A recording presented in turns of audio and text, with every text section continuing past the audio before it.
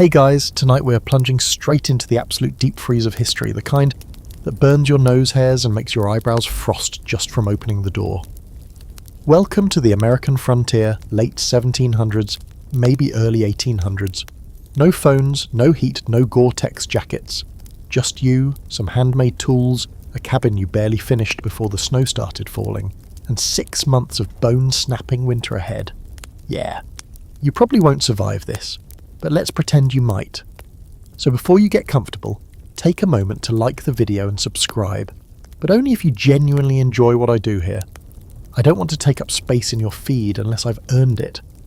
Also, where are you watching from, and what time is it? I like knowing who I'm freezing to death with. Now, dim the lights, maybe turn on a fan for that soft background hum, and let's ease into tonight's journey together. You feel it before you see it. The crispness in the morning air that wasn't there yesterday. The way the damp smell of the woods sharpens, and your breath stays visible a little too long. The animals are quieter. Even the trees seem to be bracing. You glance up at the sky, and sure enough, steel grey clouds, and then it begins. The first snow falls early this year, catching you off guard. It starts light, a sugar dusting on the roof of your log cabin. By nightfall it's heavier, flakes as big as thumbprints, slow and relentless. By morning everything's under a cold white blanket. You should have had another week or two to finish patching the north wall. You didn't. You hear the wind before it hits the cabin, whistling down from the mountains like it knows where you live. A blast slams into the wall with enough force to rattle the shutters. You shove more moss into the gaps between the logs and try not to think about how thin the wood is. You didn't have the time or manpower to cut proper boards. This place is barely holding together. You think of the neighbour up the valley who tried to sleep in a sod house last winter and didn't make it to spring. One night he just stopped waking up. Inside, the hearth crackles, but it's not enough. The fire only warms the centre of the room. The corners are already frosting. You can see your breath even when you're standing right next to the stove. You shove more logs into the firebox. You can't afford to run out of wood. A lot of settlers didn't make it through the first winter. Not because they didn't work hard, but because they didn't understand just how hard winter works against you. It's not just cold, it's a siege. A siege of time, of isolation, of limited food and withering morale. You weren't raised out here. You've never done this before. The sun barely rises, and when it does, it gives off more shadow than heat. You throw on another coat, scratchy wool with mismatched buttons, and slip out to check the barn. You hold your breath against the wind as it whips your scarf sideways and bites your cheeks raw. The snow is thigh-deep and climbing. You trudge through it like it's wet concrete. Somewhere under this white mess are tools you forgot to bring in. That's on you. The animals are skittish. Your old mule snorts and shifts in his stall, spooked by the sudden drop in temperature. The chickens refuse to leave the nesting boxes, and there's a wild set of prints around the barn, big, clawed, and too close for comfort. You note them quietly. You'll deal with that later. Back in the cabin, you double-check the pantry, beans, salt pork, a little cornmeal. You grind some coffee by hand just for the smell, and use the last of the molasses to sweeten it. Your fingers are already stiff. You consider how many months you have to stretch the supplies. The nearest trading post is a week's ride, assuming the roads are passable. Which they're not anymore. That night, as you tuck into a supper of boiled turnips and leftover squirrel stew, you stare at the fire and try to remember how it felt to sweat. That July sun that blistered your neck while you chopped wood for this cabin feels like a myth. It's hard to imagine heat when your bones ache from cold, even indoors. You consider sleeping in your clothes, but you already are, and still, it's not enough. You pile on blankets, including the mangy bearskin one that smells like wet dog, and curl into a ball on your straw mattress. There's a strange, eerie silence outside, except for the occasional pop of ice in the trees, branches cracking under their own weight. It sounds like distant gunfire.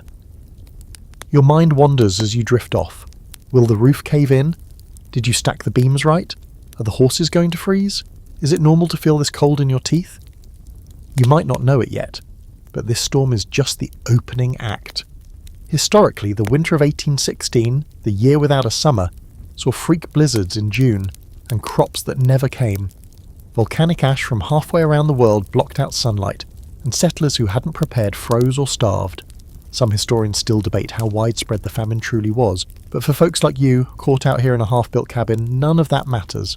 Cold is cold, and yours has just begun. The fire dims, the wind rattles the shutters again. You pull the blanket tighter and try not to think about tomorrow. It's going to be colder.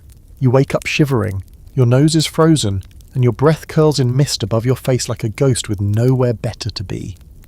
You didn't think it could get colder than yesterday, but here it is, your eyelids crunchy with frost, your boots stiff as wood, and a layer of ice on the inside of the window. The fire burned down to glowing embers sometime in the early hours. You didn't have the nerve or maybe the strength to crawl out from under the pile of quilts and animal hides to stoke it. And now, well, you're paying for that choice in full-body regret. You force yourself up, barefoot on splintery floorboards that feel like walking across knives. Your joints pop with cold, you move like an old man. The log cabin creaks and groans around you, not in protest, but like it's resigned to this suffering. You jam another log into the stove, and your fingers scream when they meet the metal handle. You're not sure what hurts more, freezing them or using them. The wood hisses as it catches, and slowly warmth begins to seep back into the room, crawling across the walls like sunlight. But you're not warm yet, not by a long shot. The walls, which looked thick and sturdy in summer, are suddenly revealed to be a cruel joke. The logs don't fit flush. Gaps hide in shadows, and now that the wind is back, it whistles right through them, like a bored ghost testing for weaknesses. You can actually feel the breeze tickling your ankles while you're standing indoors. So you do what every half-smart settler does when they realise the frontier wasn't built for comfort. You grab the bucket of moss, straw, mud and horsehair and start stuffing it into every crevice you can find. It's called chinking, and right now it's your most important job. Your walls are like a kid's puzzle, the kind that looks solid until you breathe on it too hard. So you press wet mud mixed with straw between the logs and pray it freezes in place. If you're lucky, it'll last until spring. If not, well, you'll know when the snow starts drifting into your bed. You check the wall facing north, the worst one. It's already starting to frost up again.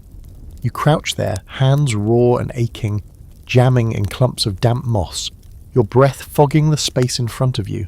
You're not even halfway done when you hear the creak of the roof. You stop moving, hold your breath, wait. Another groan, a shifting sound, then silence. Probably snow settling. Or maybe your roof is trying to cave in. Either way, you press on.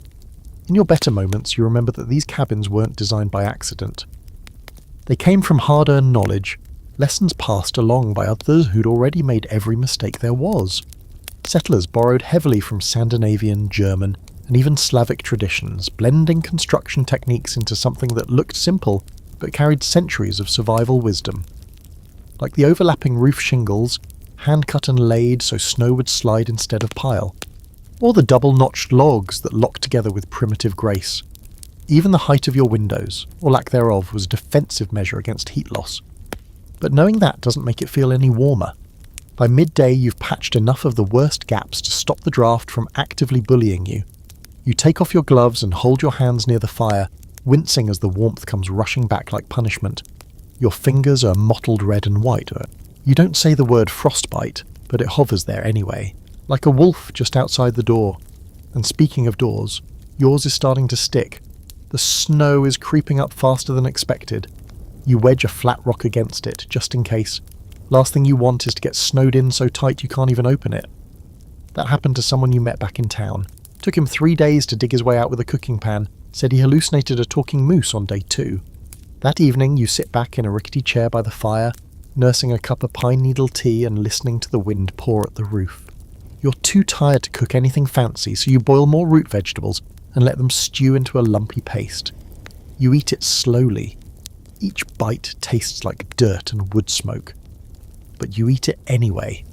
You think about the people who didn't build cabins, the ones who tried to overwinter in tents, or lean-tos, or under canvas. Some made it, sure, but many didn't.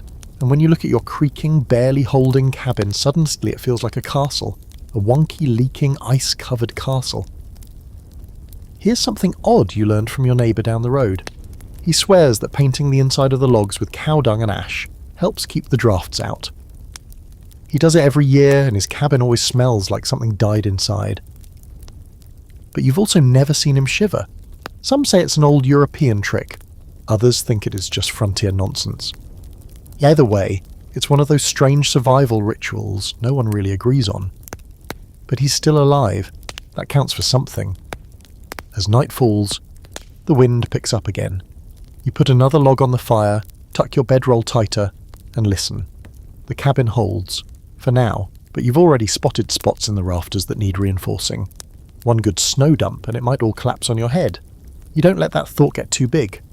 Sleep comes in short, twitchy bursts. You wake up every hour to check the fire. It's not trust, it's instinct. You can't risk it going out. Not now, not with the temperatures dropping this fast. Somewhere far off, something howls. Not close, not yet. You ignore it. And as you lie there, surrounded by patched walls and chinking that's already starting to peel, you think, this is only the beginning. The snow hasn't even started falling hard yet. By day 3, you start to realise that if the cold doesn't get you, the firewood situation might. You were proud of your stack back in October. Neatly chopped, double rows, split maple and oak tucked under the eaves like a little forest trophy. Now, looking at what's left, you feel something closer to dread.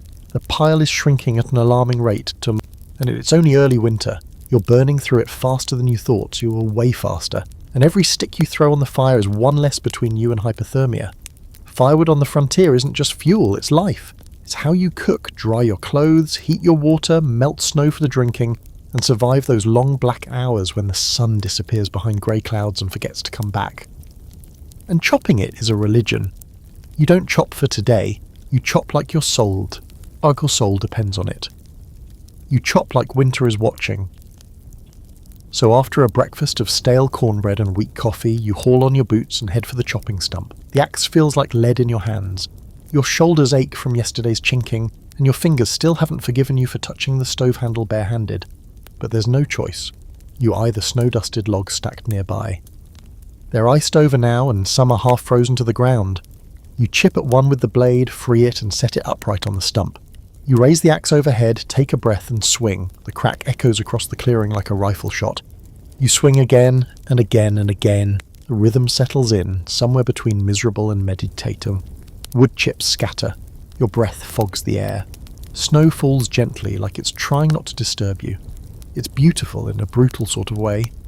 Back in town, some clever soul tried to invent a wood-saving stove last winter. A makeshift iron box with all sorts of vents and weird angles. The idea was to trap heat longer and reduce how often you had to refuel. It worked, sort of, but it also smoked up his whole house, and he ended up coughing his lungs out for 3 months. People still argue about whether it was genius or madness. Either way, he froze his toes that February and had to walk with a cane after. So yeah, you stick with your basic cast iron stove. Not efficient, not fancy, but at least it doesn't try to kill you. After a couple of hours, your arms are jelly, your breath feels like sandpaper, and the woodpile is finally starting to look respectable again. You stack the fresh logs carefully, making sure they'll stay dry. Moisture's the enemy. Wet wood hisses and boil, and it doesn't throw heat worth a damn. You learnt that lesson fast. You drag your sore body back inside, stamping snow off your boots and wiping your nose on your sleeve like every other half-frozen settler. The warmth hits you like a soft punch, barely more than a whisper of heat, but it's enough to make you pause and sigh. You hang your gloves by the fire and strip off your outer coat, which now weighs about 10 pounds, thanks to the damp snow clinging to it, as you ladle some stew into a tin bowl and watch the fire sputter and crack. You remember something an old-timer once said at the trading post: you never chop enough wood. You think you have, you don't. It felt dramatic at the time. Now it feels like scripture. You swear the cabin drinks firewood. You can burn through a whole day's chopping in a single night if it gets cold enough. Which it will. It's not just about volume, it's about strategy. You start separating your wood into hot and slow. The hot stuff, oak, hickory, maple, you burn in the coldest hours, when your breath clouds up even inside your coat. The slow stuff, softer woods like pine or poplar, you use when you're awake and moving to conserve the good logs. You also learn to bank the fire at night, packing in ash and coals so it smoulders instead of burning out. That way you don't have to restart it from scratch in the morning when your fingers are barely functional and the tinder's damp from condensation. There's a weird pride that starts to creep in. You've got blisters, yes, your back hurt. But you're still standing, you've made it through a few nights without freezing your eyebrows off, and most importantly, the cabin's still upright. You've even started noticing the way the fire crackles differently, depending on the wood. There's a kind of frontier poetry in that, or maybe just madness. Out here, everything becomes a system. You stack the logs crisscrossed so air can flow. You build the fire with a rhythm, kindling, softwood, hardwood. You collect the small stuff, twigs, pine cones, bark, like gold. You sweep the ashes every day to keep them from choking the stove. You ration matches. You find yourself mumbling to the fire like it's a pet that needs encouragement. Come on, stay alive. And weirdly it does. You've also begun using your body heat more cleverly. At night, you huddle as close to the fire as you dare, wrapping yourself in blankets and sticking your feet under the dog. He's not thrilled about that, but he doesn't leave either. Mutual survival pact. You do the same for him. One night, around the fire, you remember a story someone told about a trapper who used to sleep with heated rocks in a pouch. He'd bury them in the coals, fish them out with tongs, then wrap them in cloth and stick them under his blankets. Allegedly it kept him warm till dawn. Sounds smart. You try it. You promptly burn a hole in your only good wool blanket. So, maybe not for amateurs. There's debate always about what's the best wood. Some swear by hickory, it burns hot and long. Others love ash, it splits easy and burns even when green. You use what you've got. This season it's mostly maple and some beech. Could be worse, could it be pine? Pine burns fast and leaves behind sticky creosote in your chimney, a fire hazard no one talks about until it's too late. You make a mental note to check the flu next week, or realistically next month. You're just trying to make it to Sunday, and still, every day more snow piles up like time itself, slowly and relentlessly, until the path to your woodpile becomes a trench. You dig it out again and again, but it's a losing battle. Soon you'll have to start bringing in a full day's worth at once, storing it inside by the fire to dry out. Your cabin shrinks a little each time, but when you finally sit back down at night, smoke in your hair, soot on your sleeves, cheeks flushed from the heat of a fire you earned, you feel it. Some tiny spark of stubborn pride. You haven't beaten the cold, but you haven't let it win either. By now, you've patched the cabin, chopped enough wood to wreck your shoulders, and learned the delicate art of not burning your socks while drying them. But there's still something fundamentally wrong. The cabin breathes. And not in the poetic, the house has a soul way. No, it breathes like a wheezing, leaking bellows, puffing cold drafts through the gaps in the logs you swore you sealed. It's like the wind has fingers, and it's poking you constantly. So you turn to the weird little frontier miracle nobody told you about until it was almost too late. Mud, or moss, and whatever else you can cram into those crevices.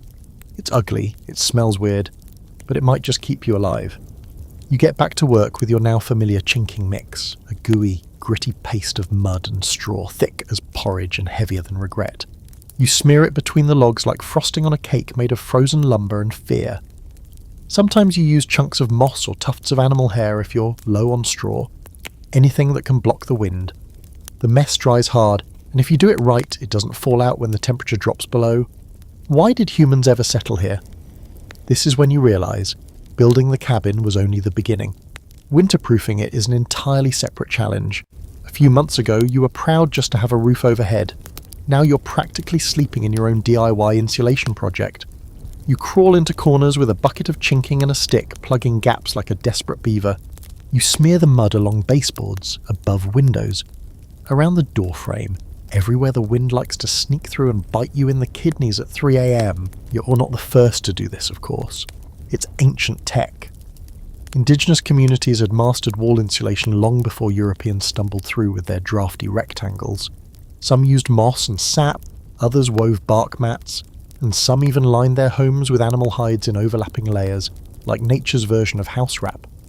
The settlers borrowed what they could and adapted the rest. Out here, you don't care where the idea came from if it works. You chink your walls with mashed potatoes if it stopped the wind. You're halfway through sealing the kitchen wall when you find a weird spot in the logs, a knot that's hollowed out, almost like a little burrow. Something lived there once, maybe still does. You don't look too hard. Just stuff it full of moss and whisper an apology to the previous tenant. Later that night, the difference is immediate. The wind still howls, but the room doesn't. There are no more random cold fingers brushing your spine or creeping in under the covers. The fire warms the room more evenly. You feel it in your knees first. Less ache. Then in your fingertips, no more numbness while slicing turnips. The silence in the cabin changes too. Less whistling, more gentle creaking. like it's settling into itself, becoming something real. That's not to say it's perfect, nothing ever is out here. You still have to monitor for the inevitable shrinkage as the logs dry and shift, pulling apart some of your hard work. You'll be chinking and re-chinking all winter. But now, instead of losing heat like a sieve, the cabin holds onto it for a little longer. Maybe even long enough for you to get a full night's sleep. A full night's sleep in this weather? Now that's luxury. One afternoon you venture outside to gather more moss. Turns out it's easier to find than straw, and you're tired of dismantling the old broom. You push through thigh-deep snow, hunting along the bases of trees where the wind hasn't swept everything clean. It's greenish-grey, spongy, and weirdly warm to the touch. You fill your basket, fingers stiffening, ears burning despite the wool hat you knitted from the scratchiest yarn on earth. You pass your neighbour's place half buried in snowdrifts, and notice their walls gleam faintly, stuffed with a strange white paste. Later you'll learn they used a mix of lime, sand and animal hair. Looks fancier. Cracks just as fast. One of the oldest debates out here, besides is raccoon meat worth the risk, is what makes the best insulation. Some swear by straw, some go all in on moss. Others, especially Scandinavian transplants, try clay and dung combinations that sound gross but actually work well and last longer. The problem is that dung smells, or at least it does at first. Then your nose gives up and you stop noticing. The real downside is that it tends to attract bugs when it thaws. You quietly decide to stick with moss, even if it means another snowy hike next week. You return home and get back to sealing the loft, where the cold hits hardest. That's where the warm air rises, and, surprise, it slips out through every stupid little crack. You consider hauling your bed down to the main room to be closer to the stove. That's what a lot of people do. Some families just sleep in one room all winter, packed together like sardines in flannel. You wouldn't mind the company if you had it. For now, you settle for hanging an old wool blanket across the loft entrance to trap the heat. It flutters a bit when the wind hits, but it helps. Later that night, sitting by the stove, you finally take a long breath and let it out slowly. It's the first time in days that you haven't felt like the cold was trying to climb down your throat. The cabin is quiet, warmish, you might even say cosy. You eat supper, a mash of whatever root vegetables you haven't gone sick of yet, and stare at the walls you've now sealed with your own bare hands. They look ridiculous. Bits of straw stick out like bad haircuts. One log still weeps muddy condensation, and you're pretty sure a spider the size of your thumb is now living rent-free in one of the corners. But you did it. You turned your glorified wooden sieve into a survivable shelter. That's something. And here's the fringe fact of the night. Some folks used to add feathers to their chinking mix. Not for insulation, just to keep spirits away. Bad energy, they called it. Said wind slipping through the walls wasn't just dangerous, it was how curses got in. You're not sure you believe in that, but you do find yourself mumbling, "Stay out," every time the wind rises again. The debate still simmers among old-timers and historians. Was it better to build fast and fix later, or build slow and face the snow half-finished? Some say the real trick was to build small. One room, low ceiling, barely enough space to move, easier to heat, easier to survive, but small feels like surrender. You built bigger, hoping you'd grow into it. Now you're trying to keep that hope from freezing solid. The fire flickers low. You add another log and wrap yourself in the patched quilt your grandmother sent you 2 winters ago. One of the corners is burned, another smells like onions, but it's warm. Outside the snow keeps falling, but inside your ridiculous, mud-sealed, moss-crammed, crooked cabin is finally holding strong. You don't want to talk about it, but we have to, because eventually every single person on the frontier faces the same terrible, freezing, awkward truth. The outhouse is not an option anymore, not in this weather. The path to it is covered in 2 feet of snow, the wind cuts like a knife, and your boots froze solid overnight. You're not hiking out there at 3 a.m. with your pants around your ankles. So like every sensible settler before you, you turn to the age-old, deeply humbling invention known as the chamber pot. It's not glamorous, it's not sanitary. It's not anything you'd ever want to explain to a time traveller from the future, but it is indoors, and that counts for a lot when the temperature outside can turn boiling water to snow dust before it hits the ground. You find an old enamel pot wide and deep enough to do the job. You tuck it under the bed like it's some shameful family secret. And now, you've officially crossed a frontier milestone. You're going to be peeing in a pot until April. Using the chamber pot is a logistical game. Timing is everything. You learn not to drink too much too late in the evening, or you'll wake up 3 times to squat over it, trying not to freeze your backside. You also learn that the pot fills up faster than expected, especially when it's shared, if you're lucky enough to have cabin mates. Once it's full, well, someone's got to dump it, preferably into daylight, preferably downhill. Preferably not into the snowbank where you plan to fetch your drinking water later. Dumping the chamber pot becomes a part of your morning routine, just like tending the fire or checking the woodpile. You grab the pot, carry it outside at arm's length, and toss the contents into the woods with a quick flick and a muttered apology to nature. On colder days, the contents are frozen solid, and you have to shake the thing like a maraca to get it to release. You try not to think too hard about it. You just go back inside and wash your hands in snow because hot water is a luxury and soap is rationed. What happens when you get sick during winter? What happens when someone has stomach trouble in the middle of the night? Oh, buddy. You haven't truly suffered until you've tried to clean out a chamber pot in sub-zero temperatures with your hands wrapped in mittens and your nose dripping icicles.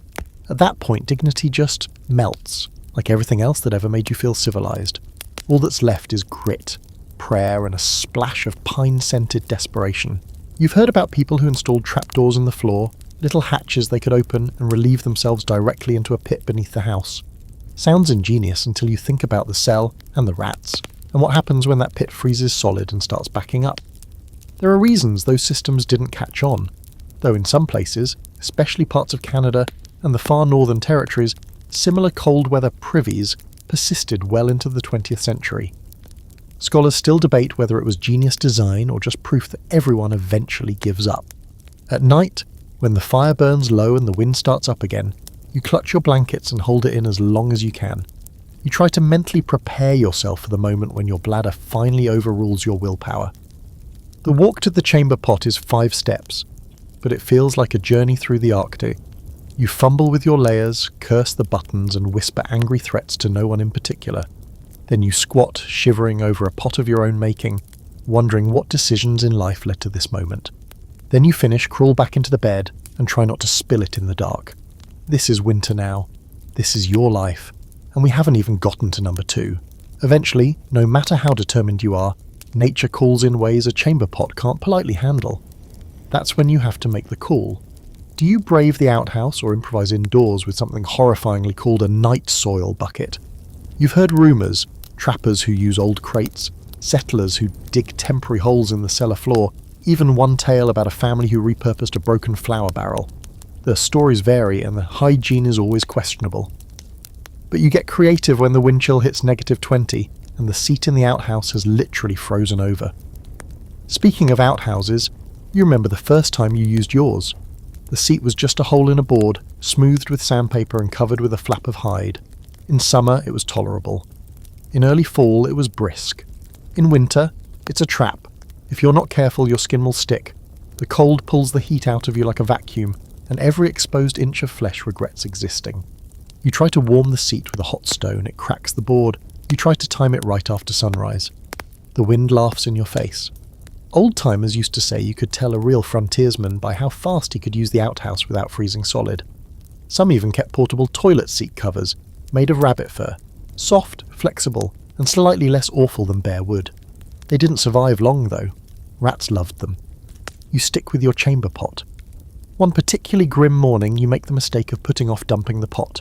You think, it's fine, I'll do it later.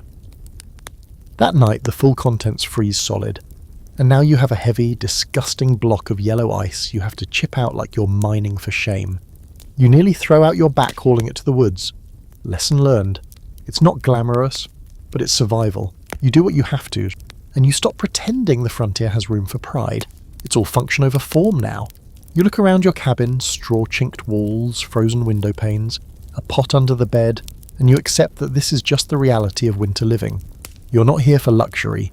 You're here to make it to spring with all your fingers and most of your sanity intact. Some settlers claim they got used to it, that after a while the rhythms of winter, the fire, the freezing, the pot, the thaw, just became background noise. Others say they never got used to it, that it chipped away at them slowly, not enough to break but enough to leave cracks. As you settle into bed, blankets wrapped tight, chamber pot safely emptied and reset beneath the bed, you realise something.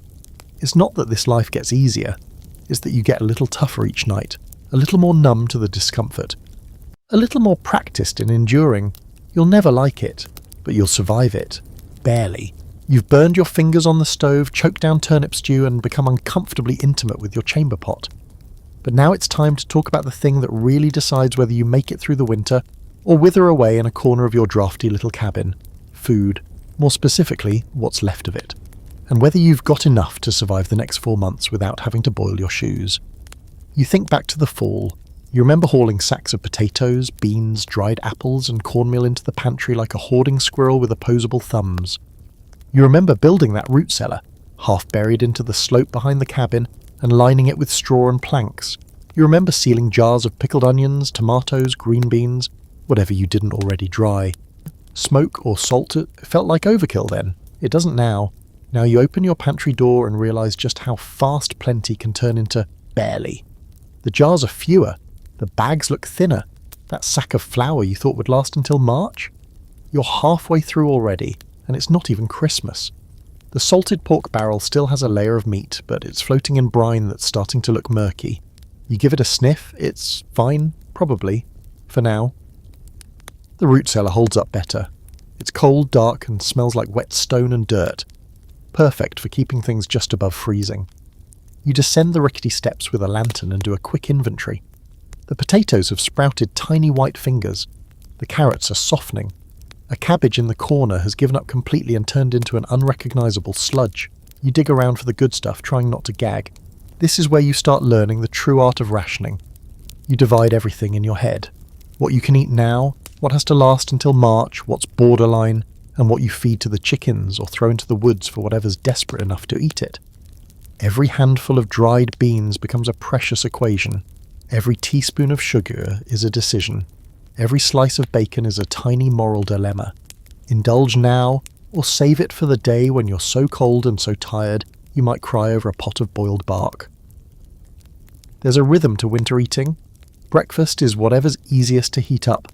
Corn mush, leftover stew, maybe a slab of fried salt pork if you're feeling decadent. Lunch is a small bowl of beans or bread with lard, maybe a pickled thing if you can spare it. Supper is where you shine. Big pot meals that stretch, soups, stews, thick with whatever root vegetables haven't gone soft and whatever meat is closest to turning questionable. You start to season things with ash, not on purpose but because you dropped the ladle again and the fire's too close. You've heard of frontier families who went all in on acorn flour. Gathered in the fall, leached of tannins in cold water, dried, ground into powder. It was a pain to make, but surprisingly nutritious. You didn't do that. You were too busy finishing the roof. You regret it now. There's a peculiar pride in stretching a pantry this thin. You invent recipes. You pretend it's gourmet. You put dried apple slices in hot water and call it spiced tea. You mash turnips and put them in biscuits because, hey, that counts as innovation. And when something goes bad, when you open a jar and find a mould colony that's evolved consciousness, you bury it quietly and say nothing. You don't have time for grief. At night, you dream about butter. Just a whole stick of it, melting over a pile of biscuits you didn't have to make with bacon, fat, and crushed up oats. You miss eggs. You miss milk. You miss anything that didn't come out of a jar or a bag or the part of the animal you're not totally sure you cleaned right. You miss salt. Even though you technically still have some, you're guarding it like it's gold dust. Back in town, before the snow sealed off the road, someone told you about a woman who made it through an entire winter on little more than cornmeal and boiled leather. She used her old saddlebags, boiled them soft and ate them with wild onions and a spoonful of lard, lived to 93. Her stomach must have been made of iron. Or desperation. Probably both. That story comes back to you one morning as you stir your morning mush, which consists of cornmeal, melted snow and a few shavings from a dried apple. You pretend it's porridge. You pretend a lot of things now. You pretend you didn't already count the number of meals you can squeeze from the last bag of beans.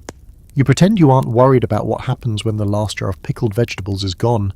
You pretend you aren't watching your flour dwindle grain by grain like an hourglass. There's an unspoken understanding on the frontier. You don't ask what people are eating after February. If they're still alive, you let it be, because you know some of them are trapping rodents, or melting snow for pine needle soup, or chewing on rawhide belts just to keep their mouths busy. You don't judge, you just hope you don't have to join them. Of course there are fringe strategies. You've heard of settlers who kept live eels in barrels. Gross, but They stay edible all winter. Others tried burying eggs in salt, preserving them for months. Some swore by vinegar pickles with mystery roots and herbs no one could identify. One guy used to ferment turnips in a hollow log. Allegedly it tasted like burning rubber, but he made it through 4 winters. You suspect his gut flora is from another planet. And then there's the ongoing debate. Is it better to feast early, when supplies are fresh, and accept hunger later? Or ration strictly from the start, risking starvation by spring if winter drags on too long? Some folks lean hard into the feast mentality. Live while you can, eat well in December, suffer in March. Others go into monk mode, measuring beans like they're diamonds. You're somewhere in between. Mostly because the math changes every day. Your stomach growls as you stir tonight's stew. It's mostly beans, a few carrot scraps, and one tiny square of pork fat you saved for flavour. You stare into the pot and think about how full your pantry felt 2 months ago. Now every spoonful feels like a countdown. Still, you eat. You always eat. Slowly, with purpose, because every bite is a step closer to spring. You haven't seen another human face in 12 days. That doesn't sound like much, until you realise that for all 12 of those days, you've been trapped inside your cabin with a snowbank up to the windowsills and nothing to talk to but your own echo. It's official, you're snowed in, properly, completely. The trail to the neighbour's place? Buried. The path to the road? Gone. The trees have vanished behind walls of white, and you haven't even spotted smoke from another chimney in over a week. You could be the last person alive on Earth and have no way of knowing. You wonder briefly if this is how time slows down. Or breaks entirely. At first, it was kind of peaceful. The snowfall was soft and slow, like someone laying down a blanket over the world. You sat by the fire with your stew, watching the flakes pile up, thinking, wow, this is actually kind of cozy. And then it kept snowing, and snowing, and snowing, and now you've got 3 feet of it blocking your front door and drifts taller than you pressed up against the windows. The only light in the cabin is what leaks through the ice-fogged panes. You feel like you're living inside a snow globe that someone shook and then forgot about. You try to dig out a little each day, but it's like fighting the tide with a spoon. The wind just shoves it all back the moment you turn around. You clear a tunnel to the woodshed, but it collapses overnight. You build it again. It collapses again. Eventually, you accept that you're not getting out until this storm takes a break, or you run out of firewood, whichever comes first. Cabin fever isn't just a joke, it's a slow unraveling. At first, it's little things. You forget what day it is. You stop changing your shirt because it doesn't matter. You talk to yourself, not just muttering, but full conversations. You start narrating your chores in a dramatic voice. You thank the pot for boiling correctly. You apologise to the log you just burned for being slightly damp. You develop strong opinions about which spoon is the good spoon. You have no idea how much of this is funny and how much is a warning sign. That's why a lot of families, especially the big ones, would prepare special games or stories just for this time. They'd carve little figurines, sew patchwork puzzles, or pass down folktales thick with ghosts, snow spirits, and tricksters. You don't have kids running around your feet. You've got silence and the sound of your own joints creaking when you sit too long. So you make your own entertainment. You draw in the soot on the windows, you count the knots in the ceiling beams, you recite every single line of that one letter you got in November, like it's a stage play. Back when you still had visitors, someone gave you a book. Only half the pages intact and most of them water-stained, but you've read it 4 times now. The plot makes no sense. The characters all blur together. But you love it. You love the familiarity, the repetition. You even start rewriting the ending in your head, giving the doomed lovers a chance to just stay warm and live quietly somewhere, because that feels more radical than a dramatic death these days. You try not to think about the neighbours, the millers down the ridge. They were still chopping wood when you last passed their cabin in November, hadn't finished sealing the roof. You wonder if they're okay. You wonder if you'll find out before spring. You consider hiking out there, just to check.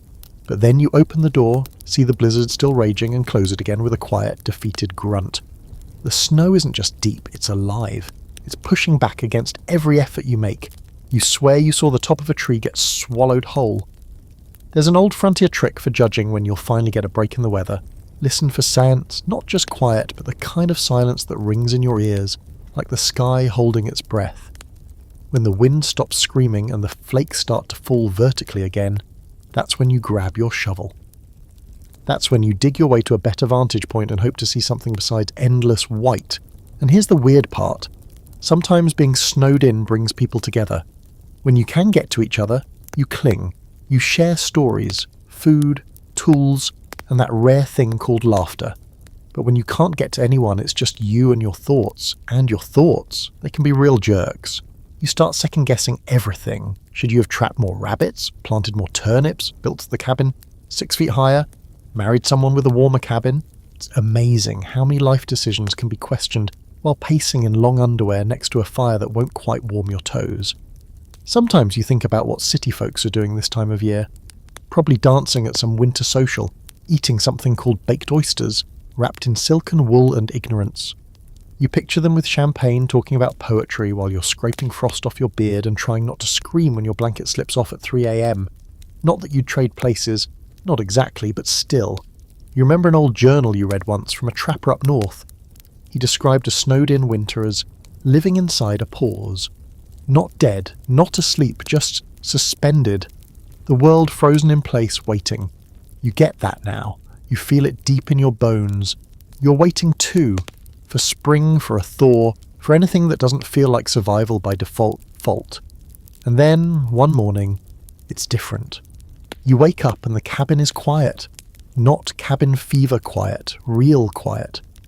You peer out the window and see the snow falling straight down for the first time in weeks. The wind is gone, the air feels lighter, like a shift. You step outside and blink against the sudden brightness. Sunlight glinting off a pristine white landscape so clean it looks painted.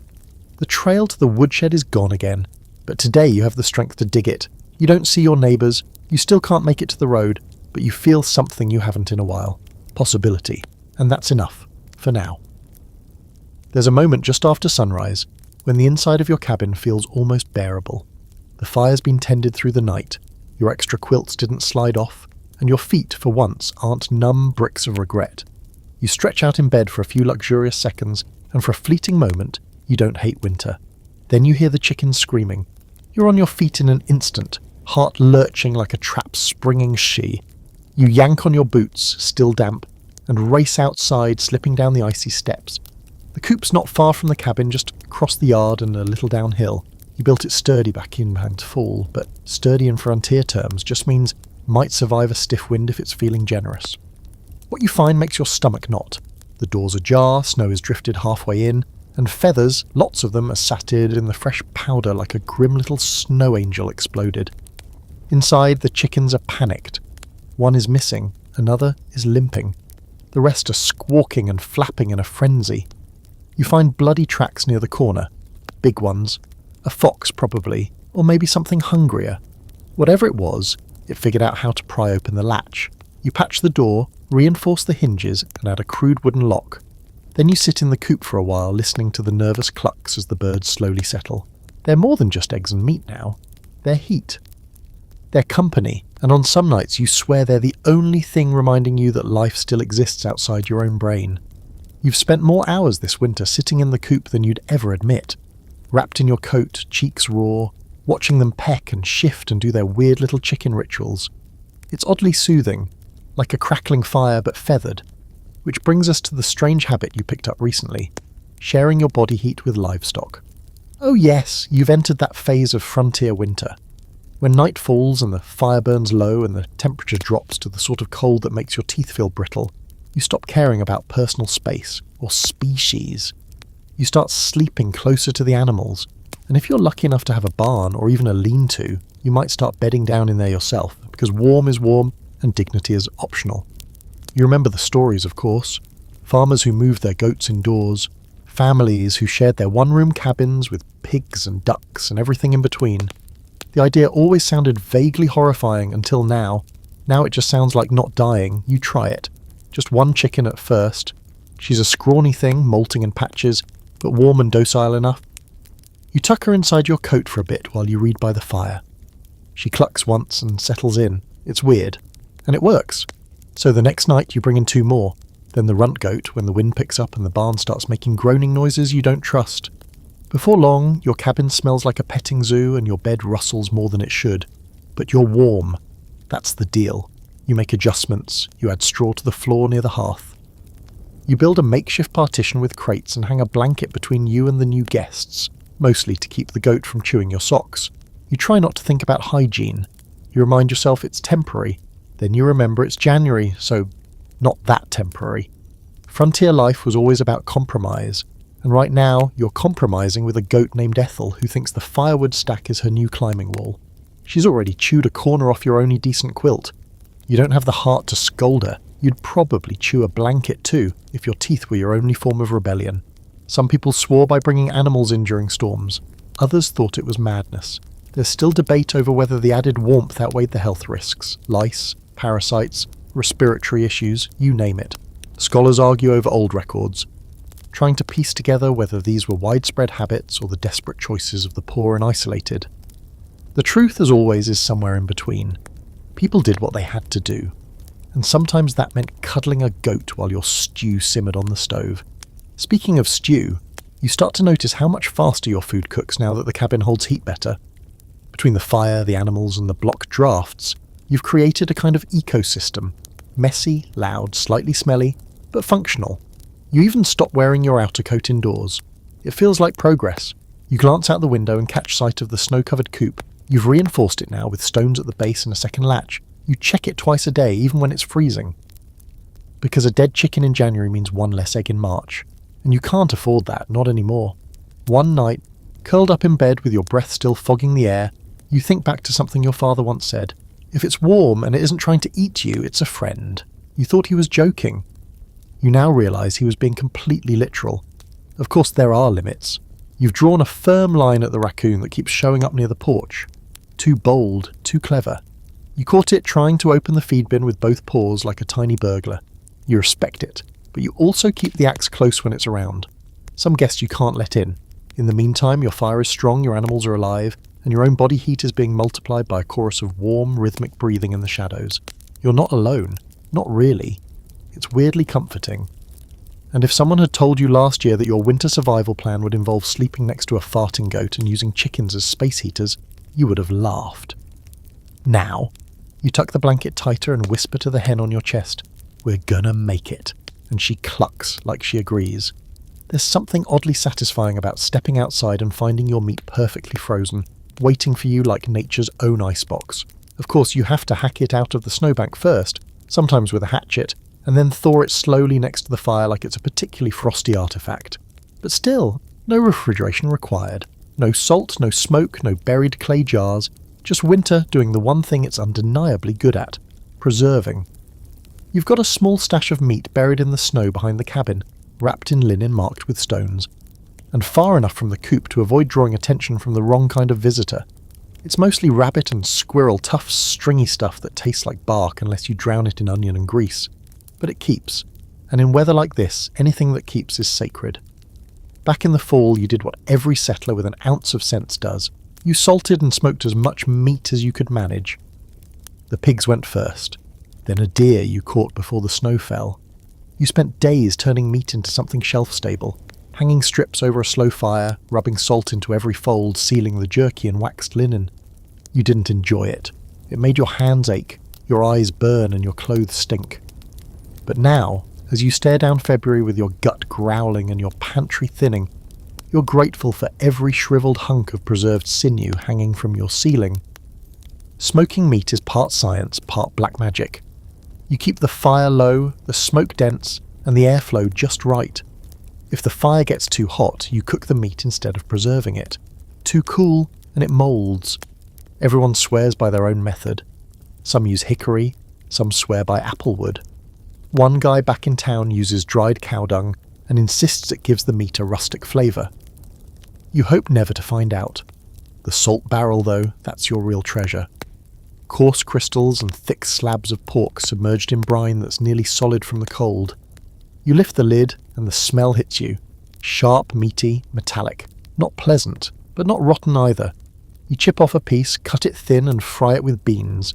It sizzles and curls like a greasy little miracle. Then there's the meat you didn't plan for. The kind that shows up unexpectedly, trapped, shot, or stumbled across when desperation outweighs good judgment. You remember the time you went out to gather firewood and found a hare half frozen under a drift. Still alive, barely. You hesitated, just long enough to feel guilty, and then did what had to be done. That night, You ate stew that was half meat, half apology. Not all settlers were hunters, but most had to become them. Out here, the store is too far, the road impassable, and your appetite doesn't care that you've never held a rifle before. So you learn, you set snares, you track prints, you aim and you miss. Then you try again. Sometimes you bring home dinner, sometimes you just bring home frostbite and a bad mood. You've also started getting creative. You boil bones for stock until they fall apart in your hands. You scrape the fat, render it into lard, and store it in old jars for cooking. You use organ meat in stew, even if it turns your stomach a bit. You once made a broth out of squirrel liver, onion skins, and pickling spices. It tasted like regret, but it filled your belly. There's a grim little debate among old-timers about which winter preservation method was best.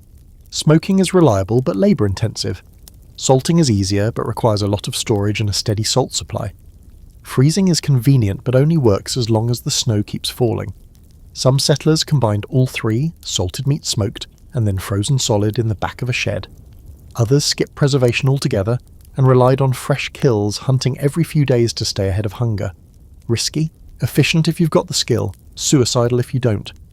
Then there are the real fringe folks. The ones who tried drying meat in the rafters above the stove or fermenting it in buried pots. One eccentric man downriver used to wrap his meat in linen soaked with whiskey and hang it under the eaves, claimed it gave it character. He also lost all his teeth by 42, so you take his advice with a grain of salt. Pun definitely intended. Still, the frozen meat stash works for now. You keep it buried and marked. You check for tracks every morning because you're not the only one who appreciates conveniently preserved protein. The fox that got your chicken is probably sniffing around your stash already. So you scatter ash and pine needles to cover the scent, hang a few strips higher up, and mutter a half-hearted threat to the woods in general. Some nights you lie awake and think about meat, not eating it, but how much longer you can stretch it. You do the mental math. How many slabs are left? How many days until the first thaw? How many meals you can make with just broth and barley before the stew becomes more water than food? You think about rationing again. Then your stomach growls and you cut off another piece of smoked squirrel and tell your future self to figure it out later. And through it all, there's a grim satisfaction in knowing that the frontier forces you to use everything. Every cut, every scrap, every drop of grease. Waste nothing because winter notices. You even scrape the skin and boil it to make glue, or boil the hooves and make gelatin, or use the bones to carve tools. Your table knife, a deer rib you polished and sharpened yourself. It's not pretty, but it slices just fine. Tonight you cook the last of the brined pork. The fat pops in the pan, and for a moment the smell fills the cabin with something that feels like luxury. You fry some onions with it, toss in beans, maybe even a shred of dried apple. You eat slowly, reverently, like this is more than dinner. It's proof that you're still managing. You stare at the dwindling meat hooks, the bare patches in the smokehouse ceiling, and the one stubborn squirrel tail you hung up there for luck. It flaps slightly in the draft. You're not rich, you're not full, but you're not starving, not yet. And on the frontier, in the dead of winter, that's the definition of thriving. You haven't felt properly dry in weeks, not truly. Your socks hang by the fire every night like defeated flags, stiff from smoke and wear, and your boots haven't been warm since the first snowfall. It's not just your clothes either. It's your sin, your bones. Everything about you feels slightly damp and extremely cold. Which is why, by now, you've stopped caring about fashion or appearances or even smelling decent. All that matters is staying warm, and for that you've developed a deep, almost spiritual relationship with your clothes, layer upon layer of wool, fur, leather, and desperation. Your shirt? Wool. It itches like betrayal but traps heat like nothing else. Your long underwear? Wool again, and it's turned to something resembling cardboard from repeated freezing and thawing. Over that, a vest made from an old horse blanket. Then your trousers, lined with flannel. Then a coat patched with squirrel hide on one side and some mystery fur on the other. You've started naming your layers just to keep track. Your mittens are made from deer hide, stitched together with bone needles and pure stubbornness. They smell like tallow and regret, but you'd rather lose a finger than take them off outside. Changing clothes? That's comedy now. Nobody does that, not in January. You sleep in what you wear. You work in what you sleep in. You peel off socks only when the fire's hot enough to thaw your toes without snapping them off. Bathing? That's a summer hobby. Right now you scrub your armpits with snow and call it good. Your shirt has developed its own personality, a stiff, smoky creature that clings to you like a jealous ghost. You hate it. You love it. It's keeping you alive. Frontier clothing is all about materials, and wool is king. Heavy wool, tightly woven, even when soaked, keeps its insulation. The settlers who showed up in cotton learned fast. Cotton freezes, cotton clings, cotton kills. You've seen old photographs, men in cotton shirts and trousers trying to look dignified while quietly freezing to death from the knees down. You wish you could go back in time and hand them a buffalo robe and a warning. Speaking of robes, you managed to trade for one last fall, a tattered, moth-bitten buffalo hide from a trader who said it still had some miles left in it. He wasn't lying. You've slept under that thing for the past month, sometimes wrapping it around yourself like a cloak, sometimes just throwing it over your shoulders while you stir the fire. It smells faintly like smoke and earth and beast. It's itchy in some places, bald in others, and absolutely sacred now. You'd give up coffee before you'd give up that robe. Some days you catch a glimpse of yourself in the mirror, or what passes for one, and you almost laugh. You look like a walking pile of fabric, fur and filth, a scarecrow that wandered off from the cornfield and got lost in the snow. Your hat alone is an engineering miracle. Raccoon fur on the outside, wool on the inside, a leather strap tied under your chin to keep the wind from stealing it. You never take it off indoors. What's the point? Your hair's a bird's nest and your ears will crack like dry leaves if they get too cold. The weird part is how quickly you get used to it. At first, you kept trying to feel clean, fresh, normal. Now you wrap an extra scarf around your face, secure it with a stick pin, and trudge through a snowbank like a pioneer ninja. The fewer parts of your body exposed to the air, the better. You've learnt the hard way what frostbite looks like. And worse, what it smells like. Out here, people talk about clothing the way others talk about horses or rifles, with reverence and jealousy.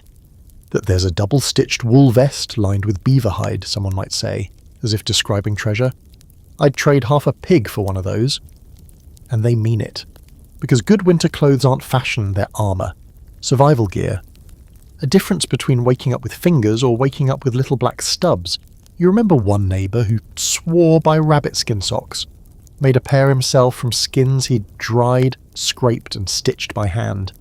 Said they were softer than anything you could trade for, but the stitching came loose mid-January, and he ended up with a frozen toe before he could fix them. That's the thing about frontier gear.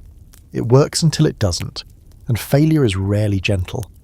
Some frontier women used to wear men's coats in winter, larger, boxier, easier to layer under. Others padded their skirts with horsehair or wore trousers underneath, scandal be damned. The goal wasn't to look proper. It was to not freeze to death while hauling water or chasing chickens out of the root cellar. Function first, always. And then there were the true eccentrics. One man, apparently, spent 3 winters wrapped in nothing but bare hide and pride, refusing to sew sleeves. Said it toughened the soul, as he also lost 2 fingers and went mostly blind from snow glare. But sure, tough soul. You think about all this as you sit by the fire, boots off, socks steaming, bare feet slowly regaining feeling.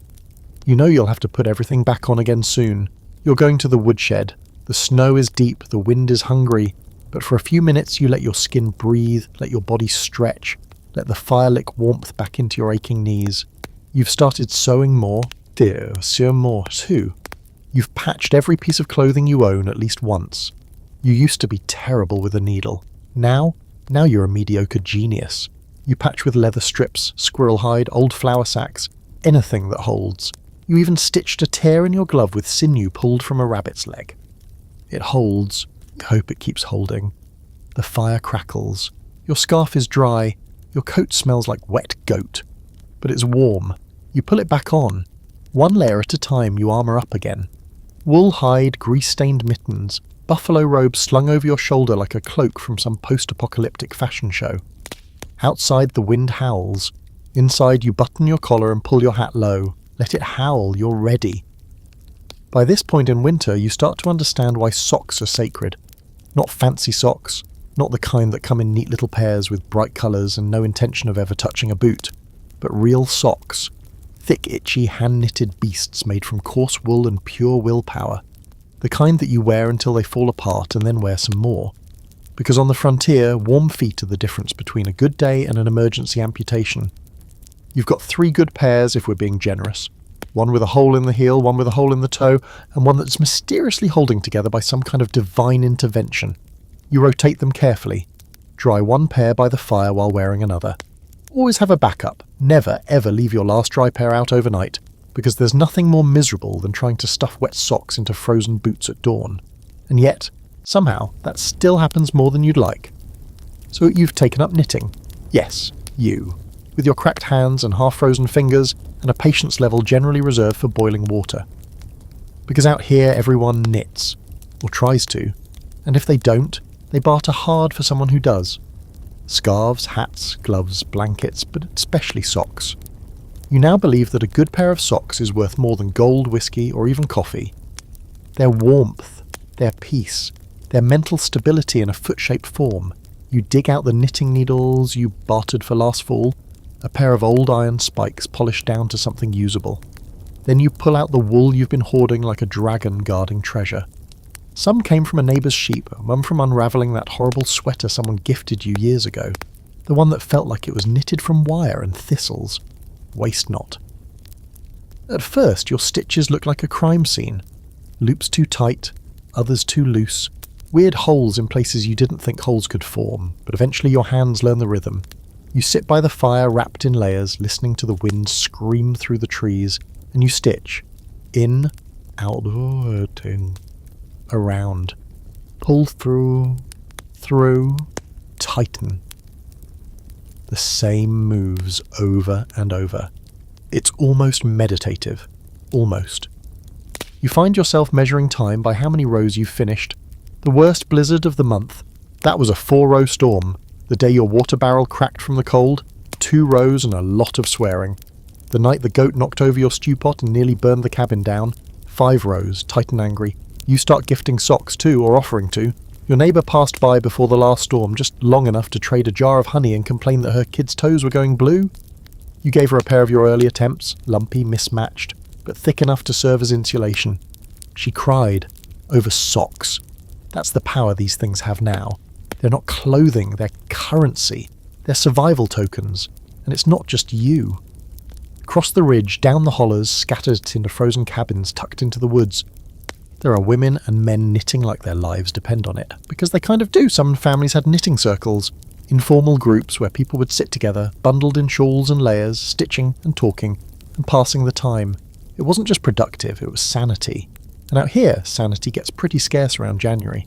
Not everyone knits though. Some sew, some crochet, some just unravel old clothes and braid them into ropes or rugs or curtain ties. But wool's the star. Always has been. Always will be. Especially in places like this, where the winters are so long they feel like another season entirely. Pre-winter, winter, deep winter and mud. There's a fringe practice too, felting. You've heard about it but haven't dared try. It involves wetting wool, agitating it with soap, then compressing it into dense fabric. Some settlers used it to make boot liners or insoles, supposedly warmer than anything else but hard to do without ruining the material. There are stories of entire blankets lost to overzealous felting experiments. Some folks even tried felting with their feet, stomping on soaked wool until it took shape. You haven't gone that far, yet. There's debate always about the best sock pattern. Toe up versus cuff down, ribbed versus flat. Some swear by knitting two at once to avoid the heartbreak of a lonely sock. Others think that's witchcraft. One particularly heated argument broke out in town last year between 2 sisters who disagreed about whether to double the heel yarn for strength. They didn't speak for a month. Your own socks are a patchwork of mistakes and tiny triumphs. A dropped stitch here, a too tight band there. One of them fits your foot like a second skin. The other flops around like a sad woolen eel. But when the temperature drops below 0 and the fire doesn't quite cut it, they're both heaven. Some days, when your fingers stop throbbing and your shoulders aren't locked from chopping wood, you settle in for an hour of quiet knitting. Just you, the fire, the animals shifting in their corners, and the slow click of needle against needle. You've started humming when you do it, sometimes even talking to the socks like they're old friends being coaxed into existence. Hang in there, you whisper. You're gonna be warm. At night, you tuck the finished pairs into a sack you keep near the fire. You rotate them religiously, making sure none go stiff from neglect. If you could hug them without looking ridiculous, you probably would. Every time you slide your feet into a dry, thick pair, you remember why you took this up in the first place. Because warmth is everything, comfort is rare, and a handmade sock fresh off the needles is a quiet miracle in a world where the wind howls and the snow never stops. You settle into bed with your newest pair, still smelling faintly of sheep and wood smoke. You curl your toes, feel the warmth spread, and sigh. Another day survived. Another row done. There's a pot on the stove that hasn't been emptied in 6 days. You just keep adding to it.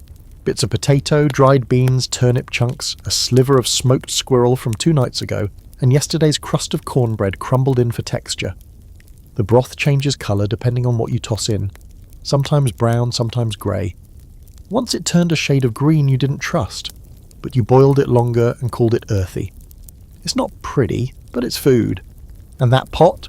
That's your lifeline, your slow-cooked miracle. You call it stew. Other people might call it what's left. Either way, it's dinner. And lunch. And sometimes breakfast if the cold's bad and the mood's worse. You stir it with the same spoon every time, wiping it on your pant leg between meals because, frankly, soap is for spring. Or immersion is. Or guests. And nobody's visiting until the thaw. The secret to surviving a frontier winter isn't just having food, it's knowing how to stretch it. You learn to make broth out of bones so clean you could use them for knitting needles. You boil dried beans until they surrender their last molecule of flavour. You thicken stew with crushed up crackers or cornmeal or whatever mystery flour you can scrounge from the bottom of a bag. Every scrap is treasure. Every leftover goes back in the pot. The frontier doesn't do waste. People talk about stone soup like it's a fairy tale. Out here, it's just a Tuesday. You wouldn't be above dropping a clean rock into the pot if you thought it'd fool your brain into thinking there was more in there. But you've already tried that. The brain's not that dumb. Still, you've learned that food is mostly memory. Add a pinch of spice, what little you have, and you can pretend you're eating something different. Even if it's the same stew you've had for a week and a half. You remember the luxury of seasoning. Salt used to be something you took for granted. Now it's rationed with the kind of reverence most people reserve for diamonds. Pepper, a myth. Cinnamon, extinct. You've got a jar of dried sage you guard like it contains the cure for winter itself. You used a pinch last Sunday and cried a little. Or maybe it was the onions. Hard to say. Out here, meals aren't social events, they're survival drills. You eat when the food's hot, when your hands are free, and when the fire's steady enough that you don't have to babysit it. You eat in salmon mostly, unless you count the wind screaming through the cracks in the shutters, which honestly you kind of do. It's developed a personality at this point. You've stopped caring about variety. Now it's all about consistency. A stew that's warm, fills your belly, and doesn't make you question your life choices too much. That's a success. You don't want exciting, you want edible. And if it's got a little grease floating on top, well, that's a good sign. Fat means calories. Calories mean energy. Energy means you get to survive another day without eating your own bootlaces. There's a story you remember, told by an old man in town. He said his mother once made a stew that lasted 42 days, called it eternal stew. Just a pot that never went empty, always simmering, always accepting scraps. He said the flavour got so rich by the 3rd week that it started tasting like memory itself. You're not quite there, but you understand the idea. After a while, the stew becomes part of the cabin, like the walls or the hearth. It's just there, bubbling away, holding you together. And when the pot gets too low, you add water. Always more water. You've melted enough snow to fill a lake by now. You can tell just by taste which flakes came from clean drifts and which had a bit of ash in them. You aim for clean, but beggars don't test for purity. You boil it anyway. Let the fire do its magic. Hope for the born. You've noticed, too, that the act of cooking, simple as it is, helps pass the long afternoons. Stirring, tasting, adding a pinch of something. Adjusting the fire. Watching the steam curl. Gives you something to do that isn't just stare into the void or argue with your coat rack out of boredom. You chop vegetables that are more bruised than flesh, peel potatoes that resemble ancient fossils, and thank the heavens every time you find an onion that hasn't sprouted or gone squishy. You've become an expert at gut check math. How many servings are left in the pot, how much you can thin it before it becomes soup, and how many more days you can pretend to enjoy turnip before the taste starts appearing in your dreams. You also know exactly how long to chew each bite to make it last without triggering existential dread. Scholars still debate whether the frontier diet was sustainable or slowly debilitating. Most agree that caloric intake was adequate during fall and early winter, but by late February, malnutrition crept in, scurvy, fatigue, hair loss.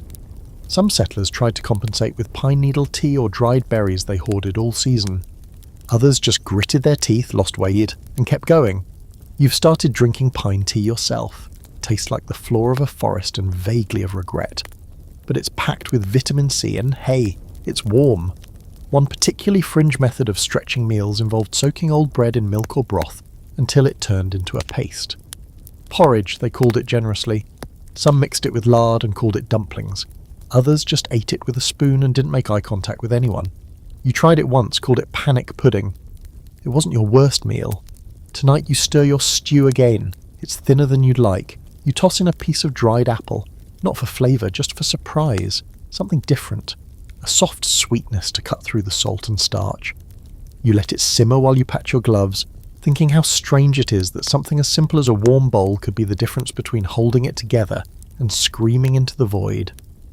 When it's ready, you eat slowly, savouring each bite like it's a story being told just to you. It's not amazing, it's not exciting, but it's hot, it's familiar, and it's yours. You finish the bowl and refill the pot. A handful of barley, a piece of carrot, a pinch of sage. The stew lives on, so do you. You sip your pine needle tea and stare into the fire like it owes you money. Outside, the wind is howling like a wounded animal, the kind that's just found out it's not the apex predator anymore. The cabin creaks, the shutters rattle, and the snow taps against the windows like tiny fingers asking to come in. This is what passes for ambience now. You've got firelight, the blizzard, and a slightly unsettling draft from the north wall that you've named Harold because it's been whispering to you all week. You're not lonely exactly, but you're also not fine. There's a creeping sense, like something in your head is starting to unravel just a little. You talk to the kettle, you thank the stew pot, you apologise to the chair when you stub your toe on it. You know it's not normal, but what even is normal when you haven't seen another person in 21 days and you're sharing living quarters with a chicken named Agnes? They don't talk about cabin fever much in history books, not really. They mention it like a footnote. Some settlers experience psychological strain during extended winters. That's a very polite way of saying people went off the rails. Some quietly lost track of the days and forgot their own names. Others got creative, writing plays, staging puppet shows, drawing faces on logs and assigning them backstories. There was that one guy in the Yukon who married a broom. You're not there yet. But you did catch yourself laughing, like you're really laughing, when the goat tripped over your boot and fell into the woodpile. You laughed too hard, it was concerning. But that's where the whiskey comes in. You didn't plan to drink much this winter. Maybe a celebratory sip around the holidays, a hot toddy on the coldest night. But by the second week of January, you started reaching for the bottle a little more often. Not to get drunk, never enough for that. Just to smooth the edges, warm the belly, take the sting out of the kind of boredom that makes you seriously consider organising your nails by size and naming them after Greek gods. The bottle is half empty now. You nurse it like it's medicine, which out here it sort of is. Whiskey's good for shock, minor pain, disinfecting wounds, calming nerves, and apparently emotional therapy when you're snowed in with a chicken and the same stew you've been eating since last Sunday. You pour yourself a finger's worth and sit near the fire, swaddled in your buffalo robe, staring at the shadows dancing on the walls. You start to imagine their figures. People, maybe. One of them kind of looks like your brother, the one you haven't seen in 2 years. Another looks like your mother, just long enough to make you feel something unpleasant in your chest. You look away. This is when the stories start to come back. You remember tales you were told as a kid, half-wild frontier legends whispered around fires, handed down by people who'd spent too many winters staring at the same four walls. There was the Snow Witch, who lured travellers off the trail with the sound of children crying.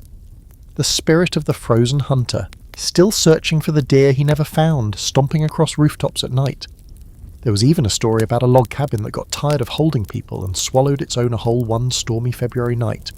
No one could prove it, but no one lived on that land anymore either. You used to laugh at those stories. Now you stare at your walls and wonder if they're holding steady. You wonder if that shadow's just a coat or if it's something older, darker, watching. You tell yourself it's the whiskey. You stop drinking for the night. Mostly. Folklore isn't just entertainment out here, it's how people made sense of the silence, the isolation, the things their minds did when winter dragged on too long. Gave shape to fear, made it manageable. You don't believe in snow witches. But sometimes when you hear a tapping on the window that isn't from the wind, you hesitate before looking. The frontier had its own language for this mental slipping. People called it soul madness, the winter sickness, or simply going soft in the head. Everyone knew someone who snapped. Usually quiet types, kept to themselves. till one day they walked out into a blizzard without a coat or burned all their furniture in a panic and froze inside their homes.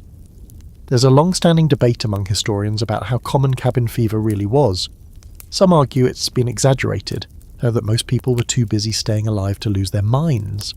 Others suggest it was widespread, just not well documented because no one wanted to admit it. You tend to side with the latter, because it's happening to you a little, not dramatically, but in whispers, in strange thoughts. In the way you forgot what day it was and didn't really care to check. You light a second candle tonight, not for light, for company. You pretend it's someone else in the room, just out of sight. You sit quietly, the fire popping, the stew bubbling, the snow sliding down the roof in heavy thumps. The goat snores in the corner, the chicken rustles, and the wind says your name in a voice that's probably just your imagination. You pull the buffalo robe tighter. You hum a song you don't remember learning. You drink one last sip of whiskey, and you remind yourself that this is normal, that this happens to everyone, that you're not talking to yourself, you're just narrating. A little story to keep your brain busy, because in this cabin, this cold, this quiet, stories are medicine too, so you keep telling them, even if no one's listening, especially then. You don't know exactly when the howling changed.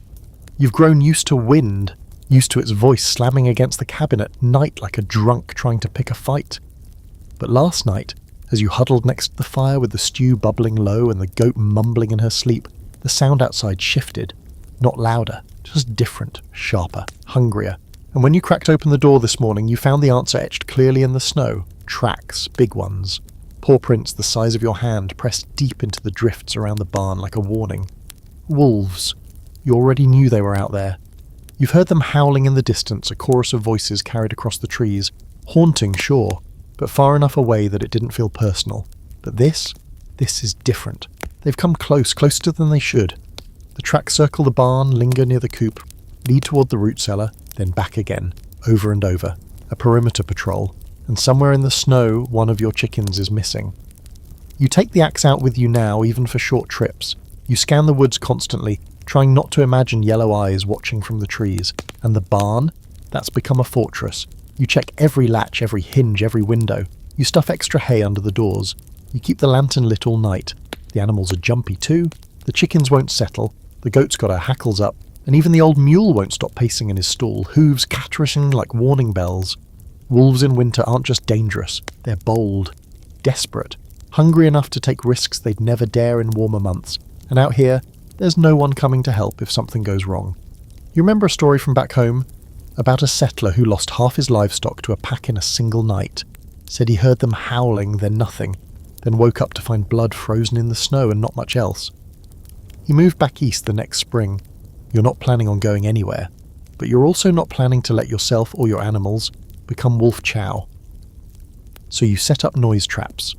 Pans strung together with rope, old tin cups balanced on ledges, even a makeshift alarm made from a rusty bell and a length of twine. Anything to give you a few extra seconds of warning. At night, you sleep light, the axe close, your ears tuned to every creak, groan and shifting shadow. There's something deeply primal about being hunted. You feel it in your spine, in the way your body refuses to relax fully. Even inside your patched-up cabin, with the fire roaring and every door bolted, you never feel entirely safe. You dream of eyes, of teeth, of dark shapes moving through snow like smoke, and then comes the fringe fact you wish you didn't know. Some wolves, especially older, solitary males, will test structures. Not just sniff around, they'll watch, observe, come back night after night to check for weaknesses. You read that in an old trapper's journal once, and now it's stuck in your head like a splinter. Every time the wind kicks up and something shifts outside, you wonder if it's just the snow, or something patient with claws. You consider setting traps of your own, snares maybe, or an old bear trap you traded for back in October. But you hesitate. Wolves are clever. Miss once, and they won't come back. Or worse, they'll come back angry. You'd rather keep them guessing. There's debate among settlers about the best defence. Some swear by dogs, big, loud, loyal. Others say firelight is enough. A few claim that just marking your territory with scent, yes, that kind of scent, will keep predators at bay. You haven't gone that far. Yet. You do burn more at night now. Extra lanterns, candles, anything to make the cabin glow like a beacon. It's a waste of oil, sure, but peace of mind is worth a lot when you're trying to sleep without imagining teeth in the dark. You hang hides over the windows too, not just for warmth anymore, but because the thought of something peering in is too much. And still, they come. 2 nights ago, you saw one. You were out back checking the coop one last time before bed, when your lantern caught the glint of eyes between the trees. Low to the ground, unmoving, watching, your breath froze in your throat. You didn't move, neither did it. You counted to 10. It blinked once. Then it was gone, silent, effortless, like a ghost made of hunger. Back inside, you sat with your back to the door for half an hour, axe in hand trying to shake the cold from your fingers. Not the outside cold, the kind that sits behind your ribs and whispers that you're prey now. And yet, there's a strange respect, too. Wolves aren't monsters. They're survivors, just like you, trying to get through the winter with what they've got. They take risks, they watch, they wait. In another life, maybe you'd admire them, but not in this one. Not when they're walking circles around your barn like it's already theirs. You keep a tally on the wall now, marks for sightings, tracks, sounds. It's more for your nerves than anything, a way to turn fear into data. 6 sightings in 10 days, 1 confirmed kill, no breaches, yet. You know they'll be back tonight. The moon's full, the sky's clear. You've stacked more wood near the door, double-checked the traps, kept the fire high. You're tired, cold, and ready to defend your little patch of earth with everything you've got. You settle in near the fire, stew bubbling, axe resting against the table, boots still on. The wind howls, but tonight so do you, quietly under your breath. A kind of mockery, or maybe a prayer. You're not afraid. Okay, you're afraid, but you're not running. Let them come. You've survived some ugly nights so far, wind that shook the cabin like it wanted in, cold that burned your lungs when you breathed, stew so bland it made you question the point of having taste buds at all. But tonight is different. Tonight is the kind of storm that makes the earth go quiet beforehand, like even nature's holding its breath. The sky's the wrong colour. The air's still but charged, like it's thinking something terrible. You've felt winter before, but this feels like winter is angry. It starts in the early afternoon, just a few flurries. Nothing dramatic, you've learned not to trust gentle beginnings. You bring in extra firewood, check the locks or marks on the barn, move the chickens into the coop's back corner where it's warmer. You patch the window with an old grain sack and say a little prayer to whatever deity handles frostbite. By dusk, the sky goes dark, not because of sunset, but because the snow starts falling in sideways sheets so thick you can't see 5 feet out. Then comes the wind. You thought you'd heard strong wind before, but this is like a living thing. It claws at the walls, pounds the shutters, whistles down the chimney like it wants to scream straight into your fire. The door rattles in its frame, the roof creaks with every gust, and for the first time in weeks, the animals are completely silent. Not even the goat is stirring. They know. You wedge your heaviest chair under the door handle not because you think it'll help, but because it makes you feel slightly less helpless. Then you sit in your corner of the cabin with every blanket you own piled over your lap, listening to the wind work itself into a frenzy. The fire sputters, smoke curls sideways into the room. The pressure changes so fast your ears pop. This isn't a storm. This is a siege. The cabin is holding for now, but you can feel it shudder with every blast. You know the logs weren't seasoned long enough when you built it. You remember thinking back in October, it'll hold. You regret that confidence now. Somewhere above your head, the rafters groan in protest. You imagine snow piling up on the roof foot by foot, turning it into a crushing white blanket of doom. You don't sleep, not even closer. You keep feeding the fire, stoking it high, then letting it settle just low enough not to set the chimney on fire. You sip tea gone cold, you hug your knees. You tell yourself it'll pass. Then in the darkest hour of the night, something snaps. Not metaphorically, literally. A loud, splintering crack from above. The whole cabin shivers. You leap to your feet, heart hammering against the roof. It has to be. You grab your lantern and rush up to the loft, boots slipping on the ladder, breath hitching. There it is, a beam near the centre. Bowed under the weight, split right down the middle. You stare at it like it might apologise. It doesn't. You scramble down, grab every extra board you've got, old planks, half-broken crates, the back of a chair, and wedge them against the centre post, trying to brace it. The beam groans. Snow leaks through the seams in the ceiling, dusting the floor like powdered sugar on a disaster cake. You brace it all night, sitting underneath it like a sacrificial offering, daring the roof to fall on your head. It doesn't, but it comes close. By morning, the storm dies down just enough for you to peek outside. The door opens only part way, blocked by snow packed in like concrete. You dig with your hands, then with a pot lid, then with a shovel when you finally find it under the drift. The air burns your nose. The world is white. The barn is barely visible under a mountain of snow. The coop is a lump. You rush to it, heart pounding, and find the chickens alive, if traumatized. The goat looks personally offended. The mule just snorts and turns away. You understand. Back inside, you assess the damage. The beam held, for now, but it's cracked clean through, and you can feel the whole cabin has shifted slightly. One window frame is crooked. The back door won't open. The root cellar hatch is frozen shut. You light another fire and don't move for 2 hours, just sitting there, breathing in smoke and trying not to shake. You've heard tales of bad winters. Everyone has. Some say this winter of 1887 was the worst. Others say it was 1816, the infamous year without a summer, when snow fell in July and people froze to death in their own fields. But if you ask 10 old-timers which storm was worst, you'll get 10 different answers. They don't measure by calendar dates. They measure by what they lost. A barn, a roof, a friend, a child. Every winter has its legend, and now so does yours. There's a debate among historians whether settlers exaggerated these storms in their journals and letters. After all, memory's a slippery thing and hardship tends to grow larger in hindsight. But there's no exaggeration here. You were there. You heard the roof groan. You heard the wind speak in voices. You saw the world vanish under a blanket of snow so deep it might as well have been the sea. The fire is your only constant now. You've burned through half your wood reserve just in the last 24 hours. You've started calculating how long you can go before you have to dig a new path to the shed, and whether you can get there without the roof caving in on your head while you're gone. But you made it through the worst, you think, and that counts. You patch the roof as best you can with strips of hide and desperate prayers. You reinforce the support beam with a fence post and lash it together with rope made from twisted rags. It's not pretty. It might not even be stable, but it's holding for now. That night you curl up close to the fire, the cracked beam looming above like a broken limb you can't set. You close your eyes and try to dream of spring. Instead, you dream of snow.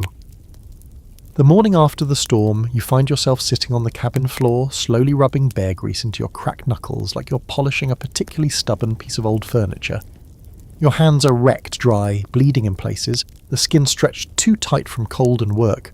The bear grease smelled not great, somewhere between candle wax and wet fur. But it works, so you keep rubbing, like your fingers are made of old leather you're trying to convince to come back to life. You didn't hunt the bear, in case you're wondering. You traded for the fat back in the fall, from a trader who said it came from a black bear he shot near the river. The fat came in a thick, cloudy jar. You rendered it yourself, boiled it down, skimmed the impurities, strained it through muslin. It took hours and stunk up the cabin for a full day. But now, it's your all-purpose miracle. Hand balm, lip salve, fire starter, boot waterproofer, pan grease, leather conditioner, and, on desperate days, emergency calories. It might be your best decision of the year. Your bone needles, meanwhile, were a disaster. You carved them yourself from rabbit femurs and chicken wing bones, following rough sketches from an old pamphlet you got in a trade. They worked for a while, then one snapped mid-stitch and the tip stabbed your palm. You've still got the splinter, somewhere under the skin. You've been soaking it in pine tea and muttering threats at it for 3 days. So far, it's winning. That said, you did manage to stitch up your torn coat, and your boot, which cracked right across the sole last week, now has a crude leather patch sewn over it with sinew you dried and twisted yourself. You used to gag at the idea of handling sinew. Now you chew it to soften it, like it's gum made of tendon. Dignity left the building about 3 blizzards ago. Frontier survival isn't just about brute strength, it's finesse too. It's the tiny skills you never knew you'd need. Mending, tanning, weaving, preserving, boiling, stretching, scraping. You become a one-person factory of improvised solutions. Your home is your lab, your repair shop, your tailor's bench, and every small success, every patch that holds, every stitch that doesn't unravel, every tool you cobble together from bone and nail and wire, feels like a tiny win against the avalanche of nature. You've also picked up tricks from the people who really understood this land long before cabins and firewood and axes. The indigenous families who lived here for centuries didn't just survive the winters, They thrived in them. You're using some of their knowledge now, passed along through a handful of conversations, bartered instructions, and quiet observation when you had the chance. Like how you insulate your moccasins with dried grass, crushed and packed tight, then changed every few days to keep moisture out. Or how you made a small smoky fire inside a trench of packed snow, warming your boots with indirect heat instead of risking a full blaze and scorching the soles.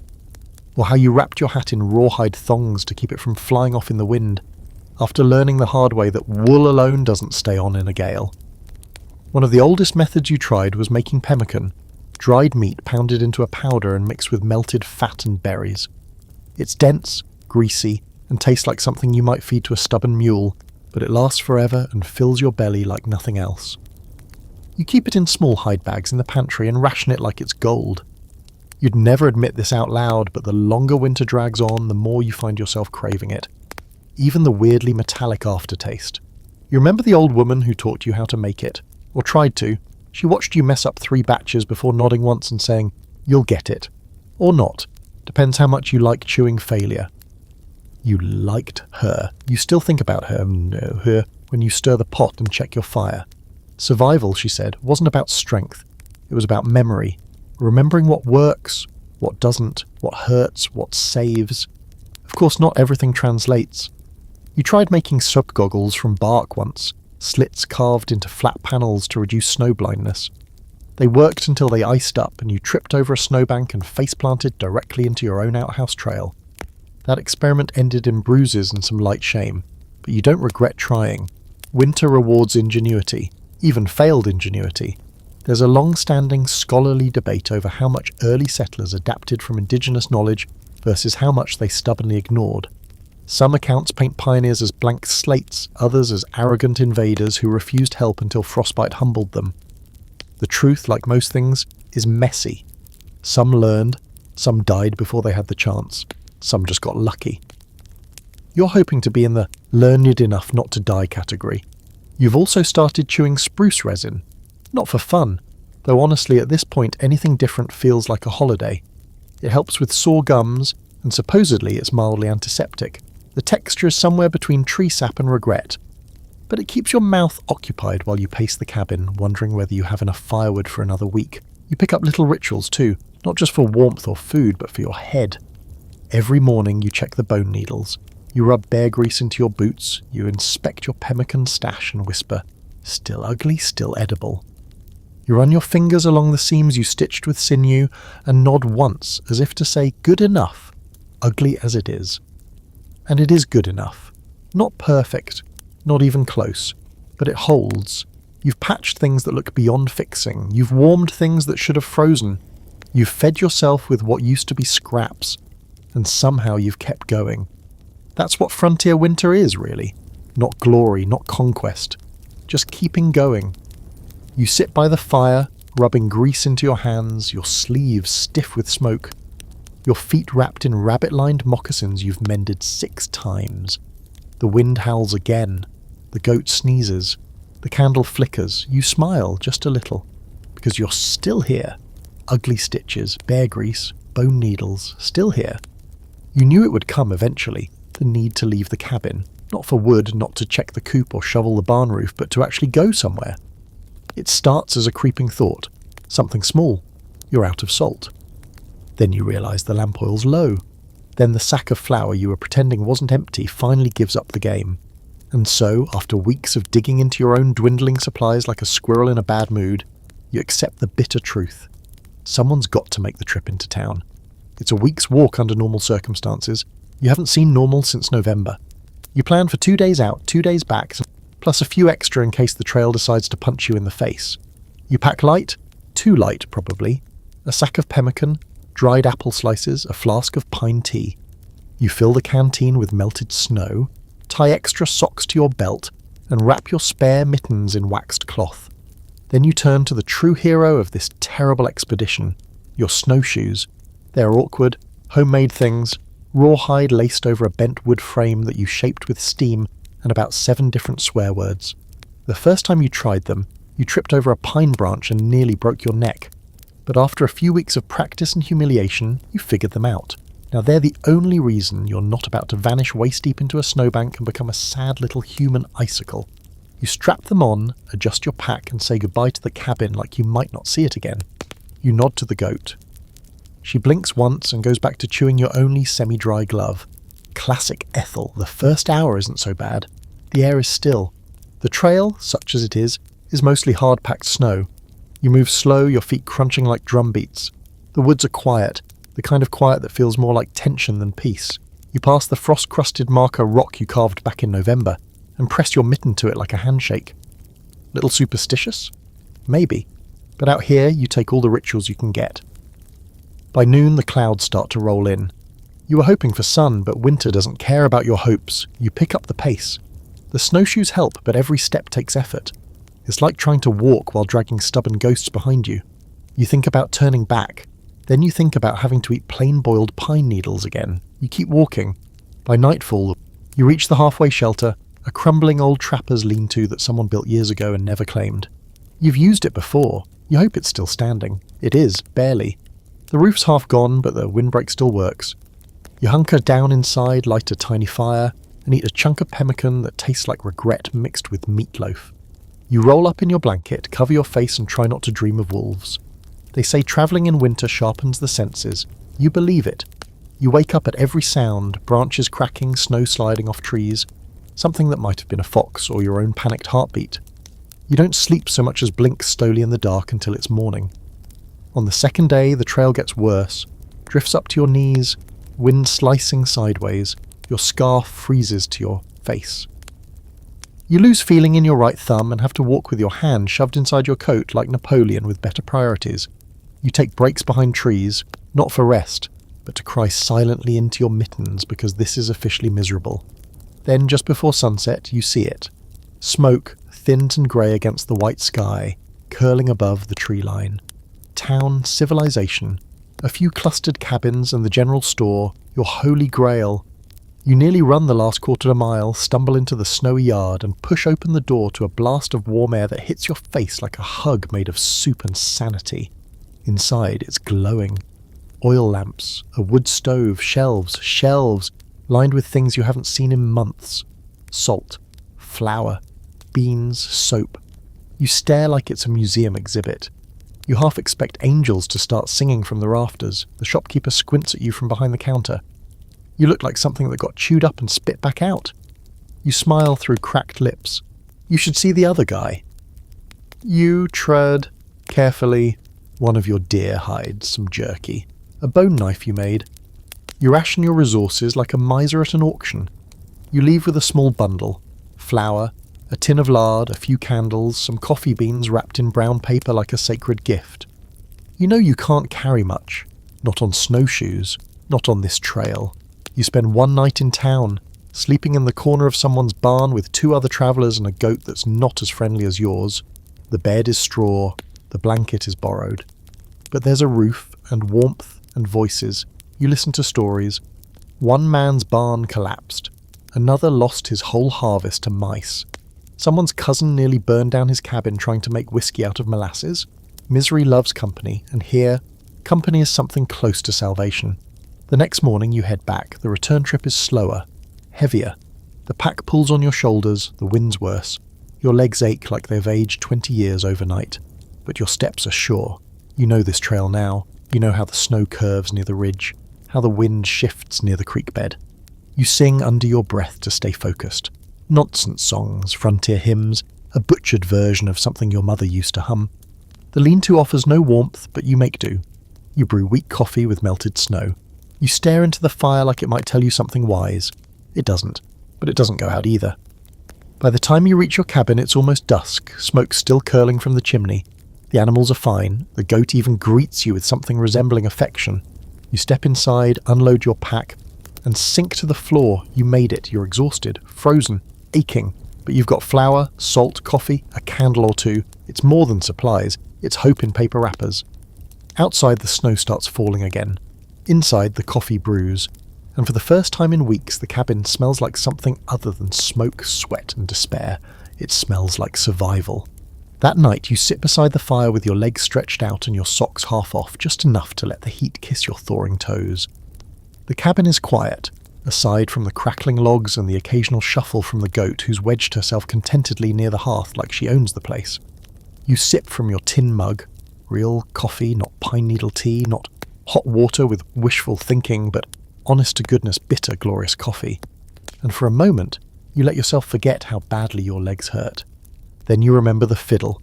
It's leaning in the corner where you left it months ago, under a ragged cloth to keep the dust off, waiting patiently like an old friend you forgot to write back. You haven't touched it since before the first snow. Back then, you still thought you might have visitors this winter. A neighbour or two, maybe some laughter, maybe a small gathering where music would feel less like a performance and more like medicine. That didn't happen. But you reach for the fiddle now anyway. The wood is dry, the strings hum with tension. You pluck one gently just to see if it remembers your touch. It does, sort of. You tighten the tuning pegs, adjust the bridge, and drag the bow across the rosin block, which is cracked but still usable. Then you pull the bow across the strings. The sound is rough, scratchy, uneven. The kind of noise that would make birds drop from the sky and coyotes question their life choices. But you keep going. You play anyway.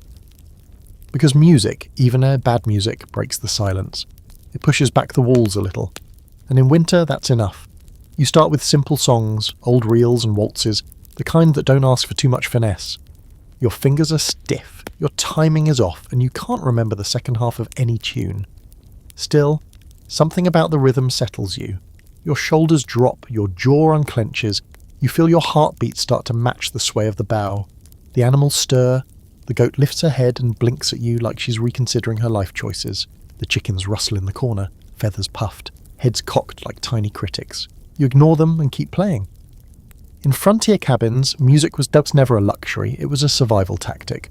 When the wind howled and the dark lasted 15 hours a night, people clung to whatever sounds they could make. Fiddles, flutes, banjos if they had them. Bones and spoons if they didn't. Even just singing, together or alone. Anything to keep the silence from crawling under your skin. You remember stories of families who'd gather by candlelight and pass instruments around. Someone would play, someone else would dance or clap, and for a while they'd forget the snow piling outside. You also remember a neighbour who carved a working whistle out of a deer bone, and insisted it was a flute. It was not. It sounded like a dying bird in a metal can, but he played it with pride every night and claimed it kept the wolves away. Honestly, it might have. There's a debate among old-timers about what song best suits a storm. Some say slow ballads soothe the cabin. Others swear by fast reels to stir the blood and keep the body warm. One man you met claimed that playing Irish jigs during snowfall kept his sourdough starter alive. You're not saying he was right, but your starter did die shortly after you stopped playing music last month. Coincidence? You don't think so. Music on the frontier wasn't always melodic either. Sometimes it was improvised, knocking spoons against a tin cup, tapping boots on the floor, humming into a jar to hear the vibration. You've done all of that. You once played percussion with 2 firewood logs and a near-frozen potato. You made a rhythm, called it art, and decided it counted. Because it did. Because like when the snow walls you in, and the world forgets your name, anything you create becomes sacred. Tonight, you switch from playing to humming, a lullaby you barely remember from childhood. The words are gone. But the tune sticks. You hum as you ladle out stew, as you feed the fire, as you clean the spoon with a rag that no longer resembles its original colour or texture. The hum follows you, warms the air, seeps into the floorboards. You realise it's the first time you've made a sound that wasn't cursing or shivering in days. Later you experiment with shadows. You hold your hand against the wall, twist your fingers, and cast a bird shape in the flickering firelight. Then a wolf. Then something that's supposed to be a rabbit, but looks more like a melting toad. You laugh once. Just once. Quiet and surprised. Shadow puppets were a big thing for settlers with kids. Not everyone had books, not everyone could read. But hands and firelight were free, and a little imagination went a long way. You've seen kids transfixed by a silhouette on a wall like it was the greatest play ever written. Now you're here, alone, making your own show and pretending the audience isn't a goat and some unimpressed poultry. You keep the candle burning longer than usual tonight, just for company. You play one more song, a quiet one full of long, aching notes. You close your eyes and let it drift. You imagine someone listening. Maybe from the woods, maybe from another cabin down the ridge, maybe no one. But the sound is out there now, riding the cold, slicing through the dark. You pack up the fiddle, careful with the bow, you wrap it in cloth and tuck it back into its corner. You bank the fire, check the windows, and pull your blankets close. The cabin doesn't feel bigger, but it feels less alone. And sometimes, in the heart of winter, that's the best kind of music. It starts with a tightening in your back, then a cramp low in your belly. At first, you think it's the stew, or the coffee, or just another weird punishment your body's decided to throw your way for surviving this long. You shift in your chair, stretch, drink water, chew a sliver of ginger root that tastes like burning bark and hope it passes. But then it doesn't. It sharpens instead, tense, rhythmic, unmistakable, and suddenly you realise this is not just a stomachache. This is labour. That's right. Tonight, in the middle of the coldest week of the year, with snow piled halfway up your windows and the fire barely keeping up with the draft through the south wall, someone is about to be born. It's not your baby, let's get that clear. It's hers, the young woman who showed up at your door 2 nights ago wrapped in a quilt and looking like death with a heartbeat. Her name is Clara, she's 18 and very, very pregnant. She'd walked miles, barefoot in old boots, from a nearby homestead after her husband took the only horse and disappeared in a drunken storm panic. She didn't even knock, just collapsed on your porch, belly first, hands blue, mouth whispering, something about needing shelter. You dragged her inside, fed her broth, wrapped her in every blanket you owned, and hoped the baby would wait. The baby did not wait. Now she's crouched in your only bed, face pale, hair plastered to her cheeks, eyes wild. You hold her hand because it's all you know how to do. You've never delivered a baby. You've never even seen one born unless you count Livestock, which, come to think of it, might be the most relevant experience you've got. You boil water because that's what people do in every story you've ever heard. You tear old linen into strips. You heat a rock and wrap it in flannel to press against her lower back. You stroke her hair and say the only thing you can think of, you've got this. Just breathe. She doesn't scream. Not exactly. It's more like growling, deep, primal, ancient. The kind of sound that makes your spine want to crawl out of your body and hide under the wheel. The cabin feels too small for this much pain, this much life. And outside Bowl, of course, it starts to snow. Because of course it does. You try to remember everything anyone ever told you about childbirth. Keep the mother warm. Don't pull the baby. Watch for the shoulder ears. Cut the cord after it stops pulsing. Use boiled thread. Don't panic. Definitely don't faint. You recite these like a mantra while Clara clutches your arm hard enough to bruise and breathes like she's about to explode. It takes hours. Long, painful, slow-motion hours during which you forget to eat, forget to drink, and forget that the cabin exists beyond the radius of this bed, this woman, this moment. Your fire dies down, you feed it blindly, your goat bleats in the corner, sensing something is different. Even the chickens are silent. And then, just as dawn starts to bleed grey across the window pane, the baby arrives. There's no time for awe. Not yet. You're too focused on getting the cord tied, making sure it's breathing, rubbing its back with the towel you boiled only an hour earlier. It gasps, hiccups, then screams, a piercing, healthy, furious cry that cuts straight through the exhaustion. Clara sobs. Not from pain anymore, just from relief. You wrap the baby, tiny, red and loud, in the last clean scrap of wool you own, and place her in Clara's arms. She smiles, weak but real, and mouths thank you before falling asleep, cradling her newborn like the last good thing in a broken world. You sit back against the wall and exhale for what feels like the first time in days. There are debates still about what childbirth was really like on the frontier. Some records paint it as brutal and deadly, with mothers often lost to infection or hemorrhage. Others say it was routine. Dangerous, yes, but survivable, especially with help from other women. Midwives, herbalists, even the occasional doctor if you lived close enough to town. But out here, snowed in with no one for miles, you become the midwife, the herbalist, the everything. There's a fringe account you once read about a woman who delivered her own twins alone in a blizzard using just a mirror and a belt.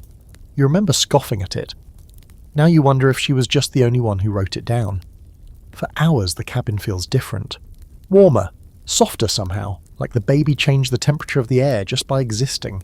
She sleeps soundly in Clara's arms while you rebuild the fire, clean the bed or boil the water again, and try not to let the shaking in your hands show you're not weak, just overwhelmed, and exhausted, and proud in a way you didn't expect.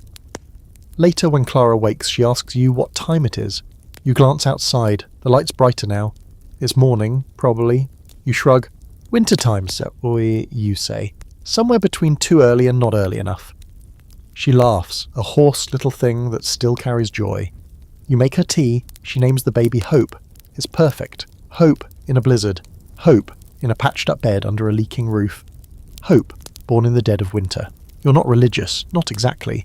But you wrap your fingers around that name like it's a coal ember you don't want to let go cold. You tuck another log on the fire. You open the shutters just a crack and let in the faintest sliver of sun. You stare at that tiny sleeping face and think, okay, we keep going, not because it's easy, but because now you've got company. A week after the birth, the silence starts to feel different. Not the normal snowy kind you've grown used to. The hush of snow falling, wind through a tree, the creak of the cabin settling, but a heavier quiet. A stillness that seems to press in from every side. The kind that makes you lean forward and ask, wait, where is everybody? It's been weeks since you've seen a visitor. That part's not new. Isolation is winter's default setting. But you'd grown used to little things. Smoke on the horizon, distant echoes, a raven circling overhead with a scrap of cloth in its beak. Human signs, proof that the world hadn't disappeared under all this snow. Now, nothing. You haven't seen a trail in days, not even animal prints. The road to town is gone again, buried under a fresh drift that reached halfway up your barn. You tried sending a signal, smoke during the clearest part of the morning, 3 long puffs, a call out that everyone understands. But no smoke answered back, no figures on snowshoes, no mailbag slung over a frozen saddle, just empty sky and too much time to think. Mail was never guaranteed on the frontier, you know that. There are weeks when the post doesn't come, and months when it only reaches a handful of families. But usually there's something. A letter from back east, a package wrapped in oilcloth, a bundle of newsprint so old the ink's smudged into ghost words. Anything to remind you there's a world outside these woods. But now the silence is turning brittle. It has an edge like it's daring you to hope. You check the trail again the next day. You climb to the ridge just past the stream, breath burning your lungs, eyes squinting into the wind. Still nothing. No fresh snowshoe marks, no sled tracks, no boot prints leading to your door. You pause on that ridge and just listen. And that's when it hits you. It's not quiet. It's cut off. You return to the cabin, heart tight in your chest. Clara notices, of course. She watches you from her chair by the fire, baby Hope tucked against her chest, swaddled in layers of wool and worn-out cotton. Clara doesn't say anything. She just gives you a look, half worry, half warning, and you both understand it. If something happens out here, you're on your own. The mail route, when it ran, came through the pass once every 10 days, give or take. A man on a sturdy pony, bundled up like a scarecrow and twice as determined. He carried everything, news, letters, tiny packages, maybe a tin of sweets if someone back east was feeling generous. You knew his name. Hank, always smiling even when his beard was frozen solid. Hank hasn't come. You try not to think about why. There's always debate among settlers about how isolated is too isolated. Some say being a full day's ride from town builds character. Others say it builds graves. The mail was supposed to bridge that gap. And when it didn't, well, people found other ways. Smoke signals, piled rocks, crossed stickets on trail markers. You've seen it all, you've used it all, but it only works if someone else is still watching. Right now, it feels like no one is.